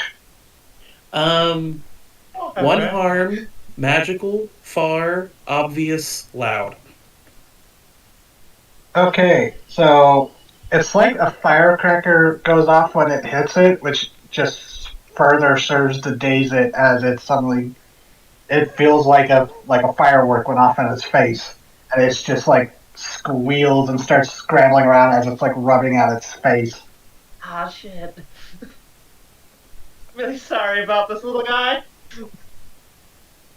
And I think it's about this time that Hanzo, you're driving along, you see a car pulled over, and you're just passing by, you glance down the road as you're passing by, and you just see this rodeo going on as you just coast to a stop. And you could pull off to the side next to the cars. You thought it was an abandoned car at first with how old it was, but No, it's just a piece of shit. Just a piece of shit. Winifred sees his car pulling up. In the fucking black car. So let's see, and I'm seeing all this nonsense. and you actually what looked like you didn't actually see the magic of it, but you saw the flash. It looked like someone set off a firework and sounded like a firework. Amateurs. Enzo! Buddy! He's gonna pull the car to a stop and get out with his fucking gun. Wondering when you were gonna show up. Suit boy! So, what's the state of the other both the chupacabras right now? I have one in a chokehold. Yeah. One's in a chokehold, one is wildly dizzy and has been slapped in the face with a fireball. And I'm trying to lasso the one that got hit with a fucking fireball. Might I ask what happened? The spook! A spook!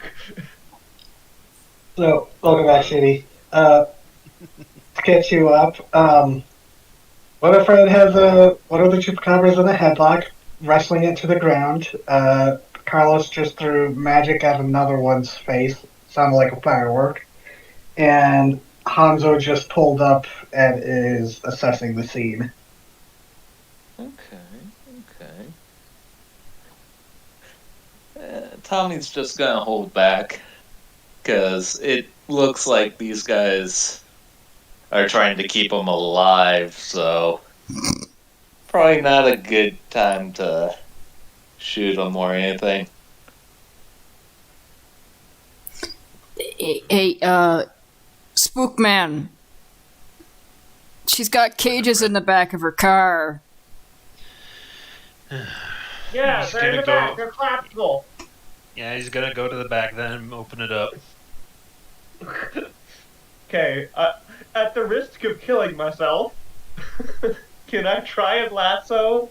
Look again? Don't try to be a hero. Can I Go for try it. again?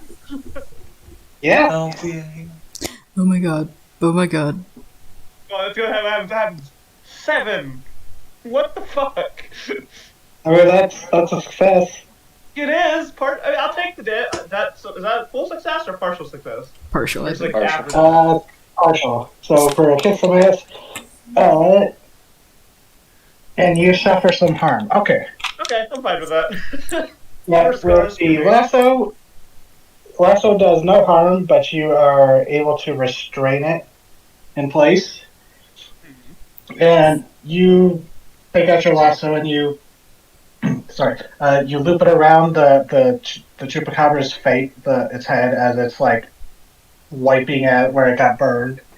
And as you yank it, trying to pull it towards the cages, the rope goes slack because rather than resist, it just charges in your direction, and it swipes at your leg, like gouging at your calf, but it's doing how much harm do they do? Doing 2 harm, Ow. Cool. but now that it is right next to you, you are able to use your lasso and you loop it around and actually are able to mostly restrain it. Alright, little fellow. Oh, It is still resisting, and it will Yeah. continue to resist. Hey, someone get a cage over here, please. Hanzo's already got one. Alright. Do I need to roll to keep hold of Okay. this chupacabra? Or Yeah. Do another roll, scout there real quick, or Winifred. I mean, I did get a 12, but D2. Well, yeah, you- 6, 3. That's a pretty good roll, so I'd say you'd be come able to on. hold on to it. God damn it. My freaking keyboard was on caps lock or something. R. 2d6. Well, I just roll to see how well I can wrangle it into the cage without it, like, biting me, I Yeah. guess. There we go. It bit me. Okay. Yeah. So, Olivia, with I guess Hanzo, since you are helping her, roll and act under pressure. So so you don't actually get swiped at or bit. You said act under pressure. Yeah, because you're trying to help Olivia maneuver this thing into the cage. Alrighty then. Can I roll help out? Since we're working together? Yeah. 6.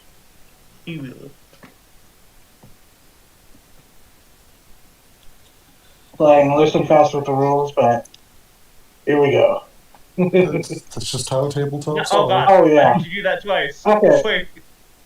Oh. Okay. No, 13. no, 13. Oh. Yeah. Okay.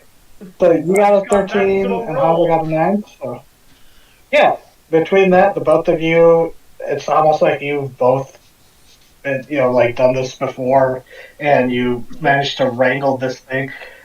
I don't know about if Hanzo's had to. Actually, yeah, you have had to wrangle chupacabras before specifically, and Olivia, you've had to wrangle very upset animals before. So Yeah, it's there the was- same principle, Badger. and you get it. in there. And you secure the cage, but it is still, it's got the burn and it's rattling at the cage, but it's a pretty solid cage. So I mean, like, badgers It and is other still mustelid are wrangle- really slippery. If you could wrangle a badger, you could wrangle a chupacabra. if you can wrangle a badger, you can wrangle a chupacabra. Get my Even new if book. it's sized. So, and Winifred, I'll say with that roll and the previous 12, you're able to get it in there. And it is, yeah, it does take a bite, so it would do 2 harm, as it would, like, bite at your arm. I don't know if you, like, you would, your armor would be able to negate some of that if you Yeah, have I natural armor. have immortal. I do not sicken or age, and when I suffer harm, I suffer harm 1 harm less. So how much harm do so they do? it's just 1. You take a total of 1. Okay, so it Should have brought some armor with me, huh? it chews on me, but it doesn't do anything. Alright. You stay Yeah. right there, and Olivia grabs another cage. So you Over have there, the 2. vampire! Vampire? You sure you should be just you're shouting able out? I to- mean, if there's another one, it's on its way here already. No, I mean, are you really sure you should be shouting out she's a vampire? Like, you can't just say someone's a vampire. Like, come on. It's not a secret. It's not a secret. She lives here. She drags over the cage and opens it up. It's not a secret I anymore. don't live here. Acknowledged citizens. Yeah, ma'am, I'm 9% sure this man is a hobo. Hi, Oh, my right. name's Carlos. You're the hobo who was about to get eaten by the chupacabra. Here, get the critter in here. Okay. So yeah, you get both chupacabras caged up and eventually are able to haul them up into the back of the truck. Still hanging from the window, Cotter lifts up a hand and does a thumbs up. Good job, team. Didn't I see you this Olivia, morning? like, gets them in there and leans back against the car and puts a hand over her bleeding leg. Yeah, That's that's gonna be a fine. new He one. goes to my restaurant. Wait. You just kind of hey. squints. She goes, "Are you the suit that lives in the same apartment?" That'd be me. Yeah. How come I find you here of all people? Oh, I Why? took a walk and I ended up here. Technically, I kidnapped him. Okay, Hey, I Tim. know why you're here. She points at Winifred, and I can assume you're here for the same reason. She points at Hanzo. But why are the rest of you here? Oh, well, we were at the diner and we heard about the chalupas and Carlos said, "Hey, Chupacabras. Fred, you can help us out," and I was like, "Yeah, okay, I'm always willing to lend a hand," and it seems like these critters were pretty spicy, so I guess good that old Fred was here. Is that You you, guys' Mr. Klutzman? timing was fantastic. I'm not complaining. I'm just wondering where y'all came from. My diner, the Greasy Spoon. Oh, Hi, I'm Carlos. You're okay. Yeah, okay. I know you, Carlos. Hey, Hanzo, you're the one who took care of the chalupa that broke out in the museum that one time. That would be me, yeah. Told me to hide in the bathroom. Why do I? Yeah. I like Hanzo. Do we always just meet each other when it comes to chupacabras? Like this is like once is enough. Twice, I get a little suspicious. 3 times, you gotta take me out to dinner first. Good thing that hasn't happened yet. Anyways. Yes, this is only twice. And, Anyone got any bandages on them? yeah, it's in. I do. I have some in my Oh. car. I always carry some bandages. Same. Cool. Alright, I'm sorry. How did you attract the attention of a chupacabra? I would like to I know that was- as well. Hold on, again, boys.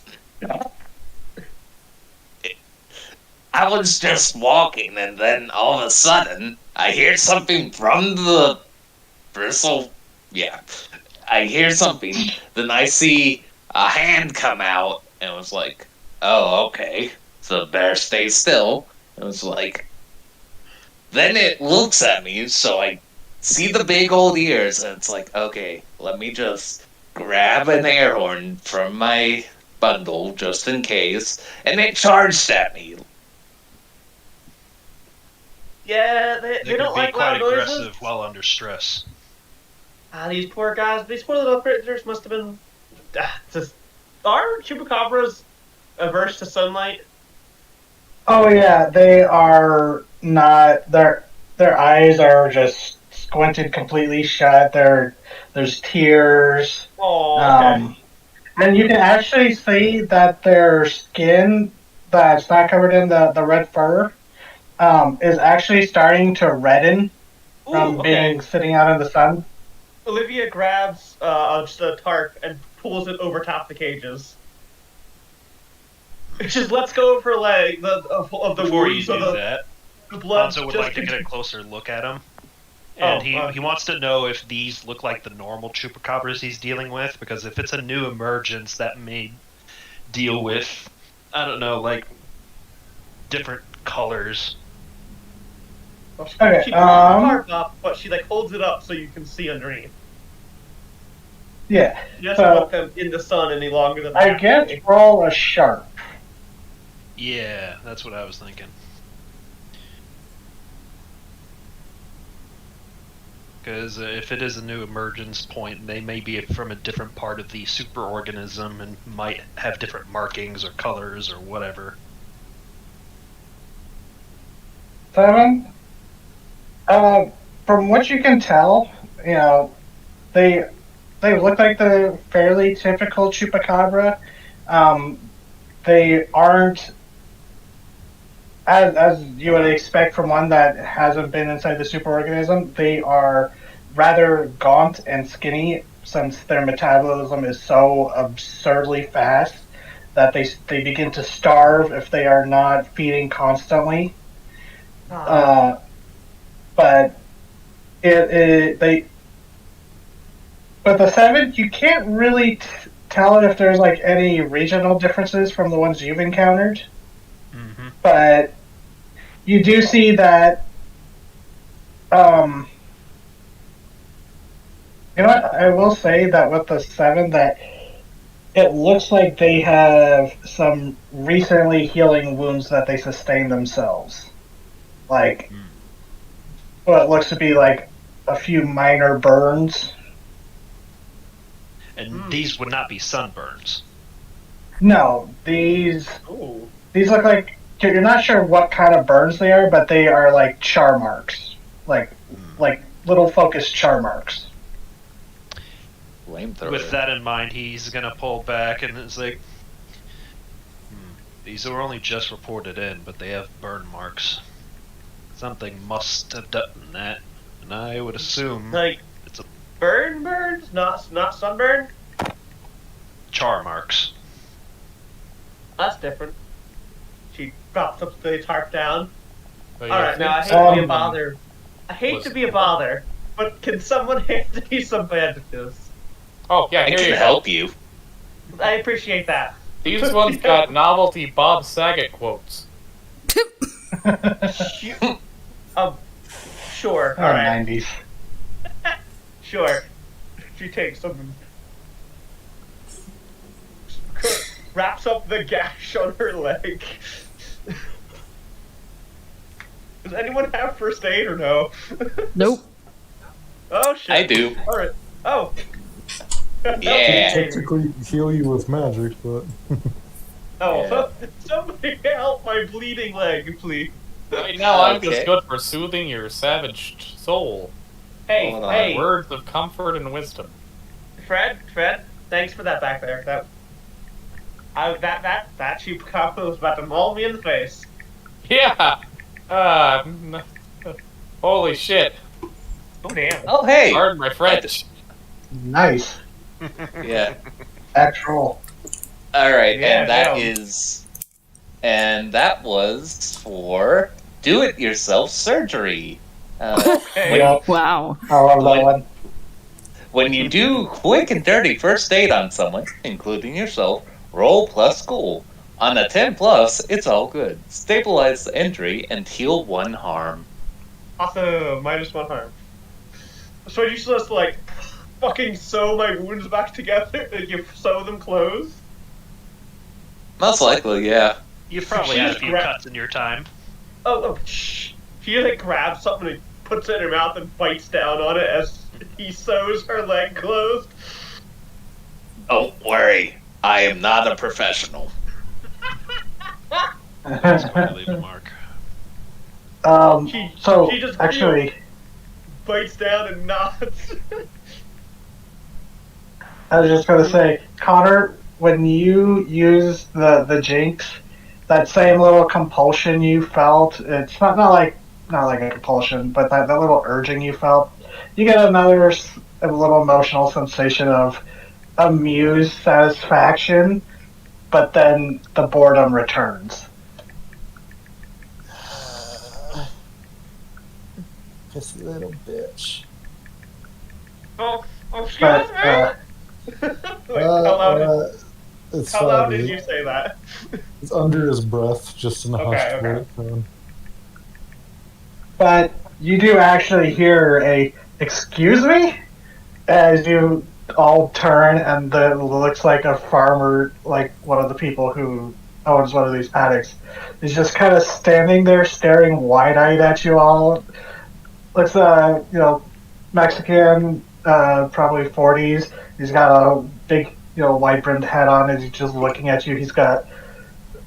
And there's a dog standing next to him, and he's just like, "You all right? Is there an accident or something?" Anzo's gonna step forward and it's like, I would keep your children and pets inside. We had a breach. Looks back to the truck. Just a few chupacabras. Olivia, However, I'm not it's entirely sure we got them all yet. The boxes rattle, and there's the weird, like, chirping yelps that they do. And he's like, "Oh, no shit. I thought they were just talking. I thought they were just rumors. Okay, yeah. Yeah. I'll bring in my sheep." And that's a good idea. God, this poor man walks up and Unless if they're in the barn. sewing together a woman's leg. And that is one bring up a good point. And it's like, which one of you saw the chupacabras first? Points to the hobo Tommy. The hobo. Our new friend did. She pats you on the shoulder. Hanzo walks up to him, notices how short he is, and what's your name? Tommy. Hey, Tommy. He grabs your hand and shakes it. Where's The your effect first is name, so enhanced. chupacabra? I saved your the ass effect right is there. enhanced of You believer fixed so my- tall. What? The size difference is exacerbated since you're standing next to Olivia, who's so tall. Yeah, Olivia's pretty tall. Yeah, she just like grabs his hand and shakes it. Like, I saved your ass and you sewed my leg back together. I think we're even. Indeed, indeed. He's just not batting an eye. He's holding his own, shaking the hand. So, is the cool. farmer What's your gone? name? Yeah, What's your the name? farmer turned and started herding his sheep back to the barn. Carlos will be like, excuse me, sir. Is there a half dilapidated barn somewhere near here? Potentially something abandoned, maybe? Oh, that might be where where anyone might be hiding out. It's a good idea. Particularly Oh. near one of the patch of flowers in the fields. And he like seems to think for a second. Goes, I mean, that might be that might be Henry Barrett's farm. We're always telling him to take down that fire hazard of a barn of his, but Thank you. Yeah, it's over by the hills. And he like Thanks. points off. It's like he like gestures to like a hilly like it's not a full grown mountain, but it's a pretty steep hill. And he's like, yeah, like he goes, oh, run that over there. It's like about a mile away. Appreciate it. And Carlos reach in his pocket, pass him a 20, and be like, "For your troubles." Oh, yeah. And then he's like, oh, yeah. And he's like, and then he turns around and he starts rapidly counting his sheep. Aww. Hey, if you lost any, I can't replace anything for you, but I can. there you go. Can you vampire a sheep? I can't. Weird. I can't vampire a sheep. I work for money. Hey. Would a vampire sheep drain the fluid out of vegetables? I don't Like- know. They like- drain blood, right? Like Look- some sort of banicula? Banicula. Yeah, that's what the book was called. Fuck. Does it exist That yet? looks like. Let me take a Hmm. look. God. It's fairly old. I know It I read is, it. but I know I it is read it when I nice. was. Yeah, I yeah. read it when I was like. Yes. Oh, The you first did. book was published in April of 1979. There you Okay. go. Holy Okay. shit, it's that old? Yep. Also, That is, I- I thought it was like oh 80s my at the god! oldest. there was a Yeah. remake. A There's remake. Banicula Yeah. is a. I thought that was a 90s thing. Banicula. Yeah. Rabbit Oh Tail. my god! The first Banicula book was in 1979. The That second book one was in aged like 1980. 18. The second book was in 1982. The third was in 1983. Book 4 was 1987. Book 5 was 1992. Book 6 was 1995. And Banicula Meets Edgar Allan Crow was the last one of the series published so far, which was made in 2006. Wow. Also, Fuck. also in the late 2010s, there was a remake of the Banicula cartoon. Oh, Crazy. you learn something new every day. I was just Hey, going to it's- address it's the like- farmer. it's like- Banicula, like, racist now? No. No. What? No? I mean, Think so. vampires exist. I mean, so do people, but making a It's- story I about a mean- dog that talks doesn't mean it's racist. It's just I mean, the, fair. the worst it gets is the story insinuates that Dracula kept a pet vampire rabbit, and he Banicula's a lovable scamp. he Yeah. accidentally let it free, and it caused vampire rabbits to just kind of appear now and again. They don't seem like overly mean or vicious; they just exist. It's Ah, canon. It's canon now that Winifred likes reading Banicula because she likes it. Aww. Aww, it's super cute. I was just going to address the farmer. You'll be reimbursed for any losses. Oh, all right, thank you. And he seems appreciative, but he also seems more concerned about getting his sheep and his dog inside. Don't worry, we'll take care of it. Thank you. And so yeah, you got two Well- chupacabras and cages. My truck is slashed to shit. I probably have a phone on my person, right? It's the 90s, do you? I don't know.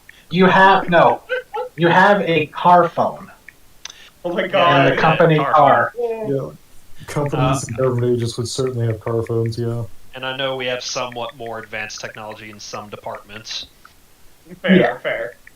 So yeah, he's gonna go. I'm gonna call Lynn that we've bagged these two, and we're going to investigate that other one.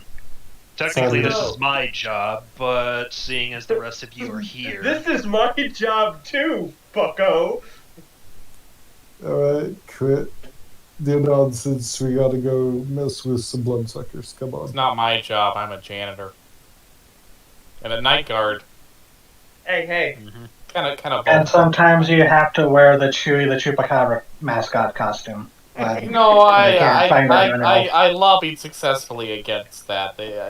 It's I have trouble breathing in it, and I don't like how the adults like to kick me and then say a kid did it. Oh, What? You know, would you, do you, that? you think the kids would be the mean ones, but it's the adults chaperoning the kids that are the real dicks to the people in the mascot costume. It's Come on, Teaching the kids everyone verbal. loves Chewie. Everyone It is- loves Chewie. they feel if you're behind a mask that it's just sort of free reign for them to just sort of treat you like shit because it's not like there's a person in there. I'm not gonna lie, Oh. Mr. Klutzman, that's pretty fucked up. So I got out of that. I got out of that part of the gig. A little bit less of a paycheck, but that's okay. The motel doesn't charge that much. Oh, congrats, you. Yeah, Cutter. Hand on your shoulder, just like squeezes. Sorry about that, Brett. Yeah. That's fucked up. It's okay. Yeah, Connor. We just did some cool stuff there, so Yeah. Hey, you can ride that high for a me. minute. You saved me from getting a scar where people couldn't see it, or killed. One or the other. Okay. Yeah. Most of You- you you are would- civilians, You would but notice the scars on her arms and the 3 over her eye.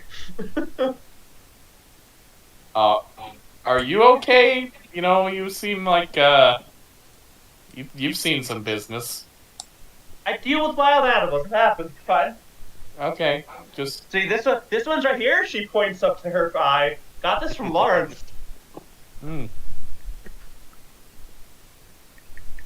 I think he's got a taste for eyes, but he's never quite gotten the chance. okay. Well, got these chupacabras taken care of, so good job, team. Yay! Yeah. Good. Thanks, Ollie, for showing up when you did. And Tommy, right? Yeah. What blows you into town? Just wandering. Wandering? Yeah. Bad luck to be wandering directly into a fucking chupacabra. Yeah. Yeah, it's Very bad not luck the for it first to happen time. during the day. Wait, it's not the first time you've stumbled into chupacabras? Not chupacabras, but don't worry about it. It's a long story. It involves balancing someone with a shoehorn, 3 blind clowns, and a partridge in a pear tree. That sounds Sounds like like one hell of a Christmas special right there. Yeah. Mhm. You gotta share the story sometime, because now I'm curious.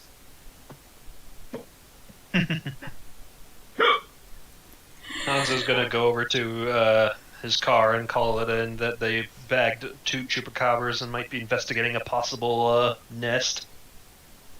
Do I have any... Okay, so I need to roll my preparedness again. But do I have any, blood packets that I could toss into their cages for them? Sure. Go ahead and roll for that. And Hanzo, when you called in, McLean is like, "Oh, perfect, very good." And I did notice they couldn't help but note it and look at them closer, and this was just called in, but they have burn marks. Not sunburn, as in scorched. Oh, Something attacked them with fire. I don't have it on me. I'm 7-9, you have it, but not here. It will take some time to get it. God damn it. Yeah, there would be plenty of cloned blood or animal blood up back at the preserve. But McLean seems to think about it and he goes, "That's odd." You But- said poachers were in the area. The vultures? Yeah. Oh wait, are you sure the burns aren't electrical? They like to use tasers. I couldn't And be cattle certain prod. for myself. But we are out in the we're out near the farms. Could be that a farmer fended them off, but they would have reported that If the farmer's alive. if the farmer's alive. Yeah, and he kind of looks at, or well, you can't see him. Never mind, it's not like video screen. You hear clacking of a computer. at his keyboard, and he goes, haven't received any more confirmed reports. Just more people calling into the police to see if the danger's still there. So Well, we have two keep of up the them good now. work. Good. Sure, the researchers will want to take a look at them and then probably release them back into the superorganism once they've tagged them. Oh. Nah. All right. Very well, sir.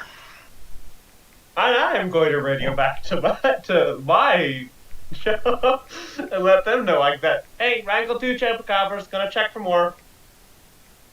And George is like, wait, 2? How? Yeah, 2. Thought there might be more than one. Stumbled upon some helpful citizens. So I'm gonna, make sure there's no more around. All right, that's good. Stay safe. Don't want to tell the doc what happened. If you don't come back. I'll get to show the doc some new scars when she gets back. And you just hear George just like, Olivia. All right, I'll see you when you get back. And the radio clicks off. Right,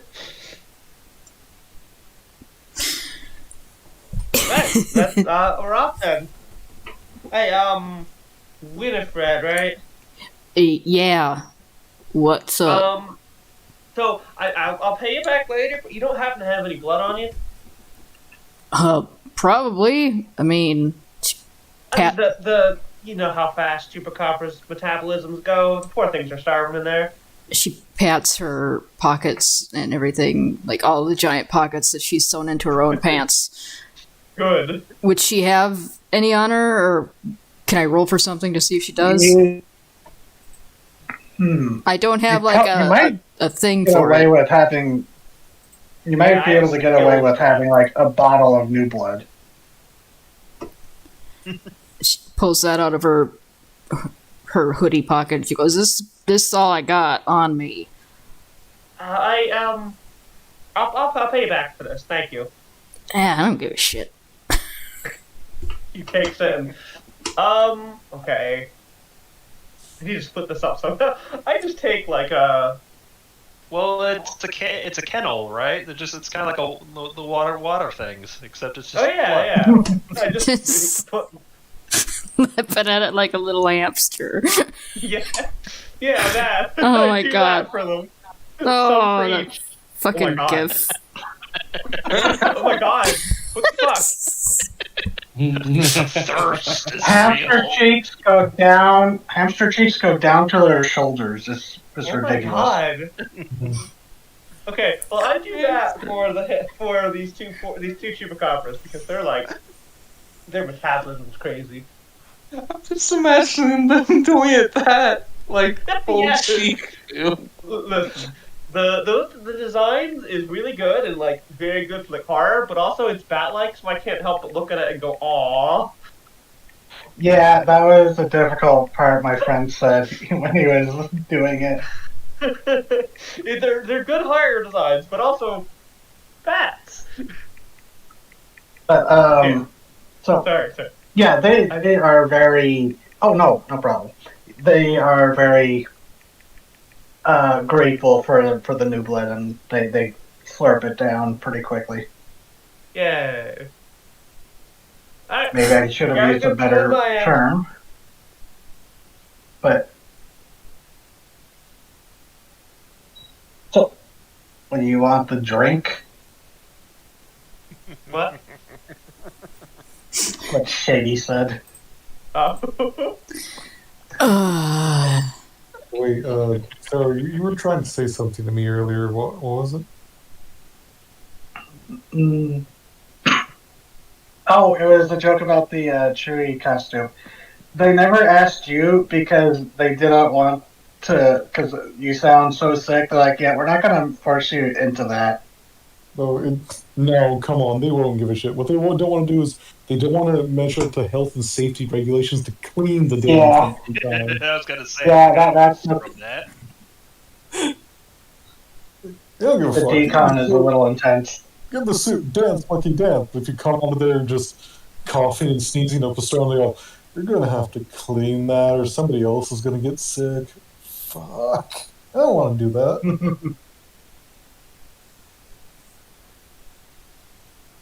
Anyways. Punishment duty in pluripotent is cleaning the Chewy suit. No. It's like when you get put in the pouch, you have to clean the Chewy suit. You clean it away. So you've got the 2 chupacabras secured in the back of the truck. Truck's still drivable. It's just, the hood and the roof will probably need some body work, but it still drives. Fine. And it honestly got messed up worse when someone drove it into a boulder. But we had to get away from those sandworms, though. So you've got 3 cars, and what do you want to do? He pointed out in the direction of the Barrett farm, which he said was on the field, which was like on the edge where the of the farming area, where it starts going into just like the wild desert area. Carlos is gonna get in the jalop and be like, "All right, I'm heading that way because I don't want to risk any more of them bad boys." Yeah, You are exactly right on that. Hey, to how reiterate, about I know most of you are civilians, but you you handled the chupacabras pretty well. And if there are more, it's probably better if we have numbers too. You This said is true. somebody coming to pick these 2 up from. Oh, I'll check with George. Yeah, because I don't want to drive them into a situation where they might just get the fuck back out. Yeah, That was my concern as well. She chased radio again. Hey, George, it's Olivia again. Takes a minute, but he replies. He's like, "Yeah, what's up?" I got another scar. No, I'm fucking with you. It's been like 5 minutes, kid. I'm fucking with you. It's fine. Yeah, I got these 2 chupacabras here, but we're gonna go, investigate. Do you think you could send someone here to pick them up? I don't want them sitting here too long, especially if there's more and they somehow get out. That'll just make shit get worse. Oh yeah, good point. Yeah, I'll send Bodhi over with the other truck. Awesome, thank you. She looks at the slash marks. Tell him to ignore the body damage. Right. I mean to the car, not me. I mean to the car, not me.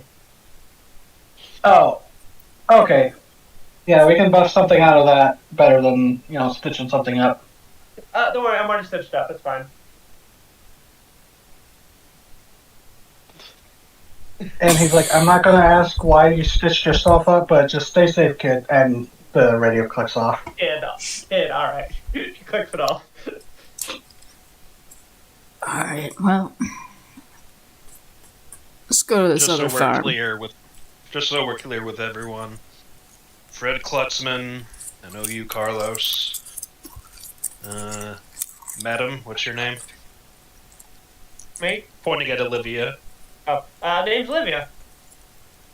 Gotcha. And you are Hanzo? Yes. Oh. Winifred, where's Annette? Never met. I've met Carlos. I've met Fred here before I got down to a mongoose enclosure. I don't think that was me, but okay.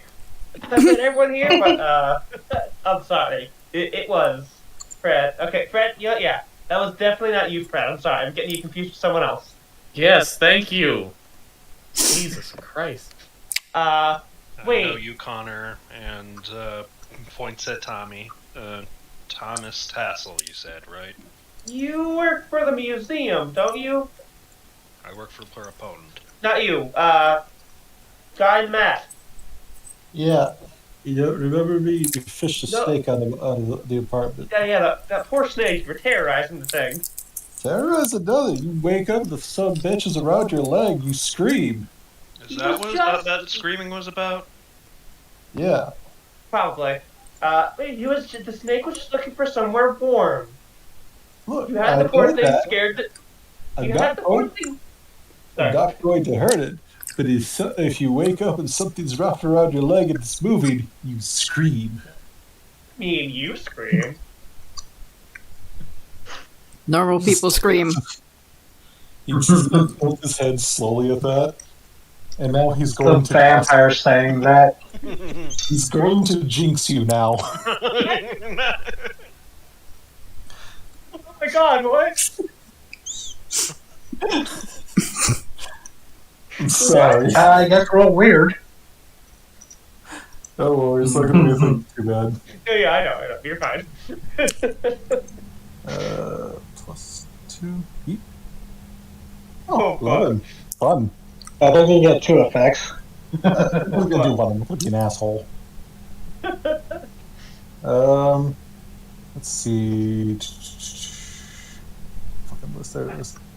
Okay, going to interfere with what you're currently doing, which is talking, I guess. So just for a little bit, you're gonna find it hard to talk. Okay. And It's butter. Go. Sneezing fit. Yeah. Shifty eyes. Oh, I'm so sorry. But you know what? I'm gonna roll preparedness to see if I have like a an allergy pill on me. It is Connor, you hear a little. He tries not to be a gremlin, but he's also really tired of having that Wait. conversation. Damn it! I don't have it on me. God fucking damn it! You left them back at the reserve. Yeah, they're at the preserve. It's fine. Don't go. Wow, I sure have these things that are with me, don't I? It's fine. It'll go away in like a couple minutes. No, it's fine. It's funny. not that. This also gives me the perfect time to BRB though, because I'm sneezing. I just follow you guys sneezing. It's fine. Speaking of, So you all load up in. do we offer the hobo man a ride? Yeah. Hobo Man, like, Yeah, because it. saves somebody's ass, so yeah. Yeah, this thing offer him a ride because we don't want him walking around with chupacabras on the loose. They already seem to have a taste for him. True. And he is about prey sized. He is very small. Wow. Wow. Okay. So you can either ride with Hanzo, or you can hop in the jalopy. It's your choice. There are 4 of us in the jalopy, just FYI. I think Olivia's going to do it with Hanzo too. I I'll mean, get in with Hanzo. you could hop in a jalopy with us, but I just gave away my last bottle of blood, and you're very small. Jesus. Like those odds. Let's do it. Prey drive. We go ride with Hanzo. I am comfortable with the fact I probably taste like garbage. Hey Hanzo, buddy, Mr. Klutzman. can I bum a ride with you? What if it's being creepy again? Make her stop. No. Sometimes I think she might actually be a vampire, and I have to reassure myself that that's It's not It's a not fad, awesome. Mr. Klutzman. is that a thing now? Yes, Oh, it is. okay. Perfectly normal person, just has a condition. Just a condition. Yeah, she plays it up. Fred, No, I not enjoy just the when it's fact. Fred, I enjoy the fact, like yelling from his ears, like I enjoy the fact, Fred, that she's literally giving you the vampire stare, and you're like, that's just a creepy lady. Why do you think I made the vampire jokes? Well, like, tries to crank up the windows, like, right, I don't have air conditioning in this thing. You don't have much anything in this thing. Yeah, that's the other reason I want to fight with Hanzo. His car is reliable. Yes. Oh, and I guess you would load up the last cage on like the top of Hanzo's car. There'd be like a little cargo rack thing. That'll do. Hopefully there's not more than one. So, you both, the two cars get driving and you're going along. It doesn't take long. It's like literally just only a mile away, which doesn't take long even driving slow along these roads. But you actually turn off from the main paved road that you were on and down a dirt road, and you're going through following the directions of the farmer, and eventually, pretty close to where he said, you see one farm set off to the side, and it's kind of near where the foothills there's like start turning into the mountains again, and or like a small cluster of mountains, and the there in the back of it you do see what looks to be like a small barn, not quite like a full size barn, but bigger than a shed. It might have been like for horses or something, and it is slanted to the side, and you do see behind it a big field full of wildflowers. So Carlos will pull up the jalopy to a point where it's like, cool, I can still get out of here. Turn off the engine and get out, and it's like, well, those match the wildflowers the kids had, and the kids said there's a chupacabra that ran into there.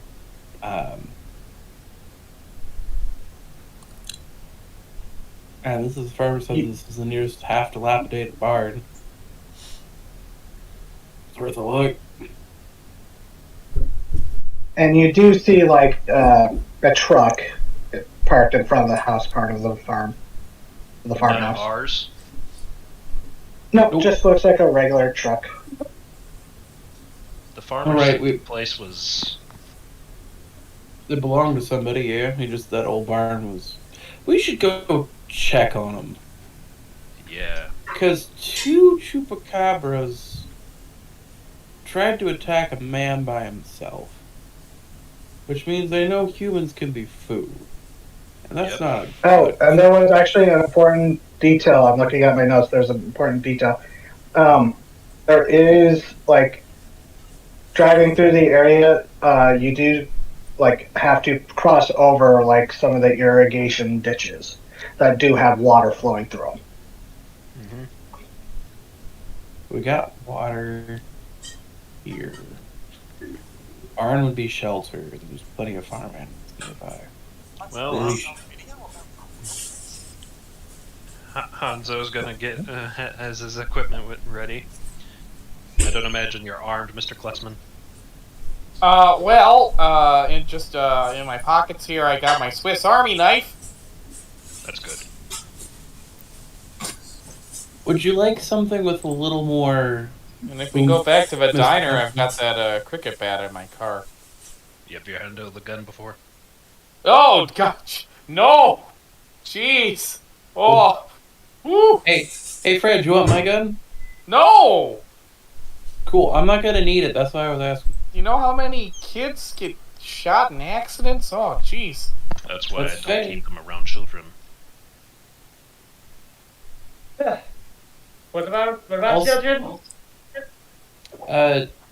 Fred's a little scared of guns. Apparently, it's fine. I'm not big. I'm not a big gun person. You know, I have kid. You know, you just don't have those around the house. Hey, that's totally fair, Fred. I understand. I totally understand, Fred. That's fair. I respect that. I've got my own sidearm, but like I don't have any kids or anything where I live. Oh, gosh, you're all strapped. I work with wild animals. I don't, worst case scenarios come up. Oh, sometimes. you gotta put down some. No, I don't put anything down. Mama You find a Campo. coyote and it's not looking so good, and so you. I mean, that's not my job. Mama Campbell told me when I was growing up that you always have a backdoor exit for your usual shenanigans. Well, I Now- got a Swiss Army knife, and in Scouts they said that's all I need on the trail. So Do I have to roll anything to try to see if I have like something he could swing at a chupacabra in my trunk? Hey. Olivia has that ability. Olivia Yeah, I does have that do. ability. I can roll. I was yeah, just gonna ask if I have could that just ability. rummage through my trunk. I mean, that's literally You might have ability like I a tire iron. Ooh. God, I'm gonna get a lot of mileage out of this, aren't I? But yeah, I would say you probably have like a tire iron if okay, Olivia's apparently got Excalibur with her. Let's see, what would I have with me? Just a general weapon that he would be okay with, Fred. Oh, I know. A bat. There. Sorry, Connor got me. I started sneezing. Butter! Not the DM. But you might have like something like a nightstick. That's just like a good solid billy club. Maybe not even for like animals, but just something to keep in the truck. Yeah. Even if you're In not case I using gotta it to whack provoke.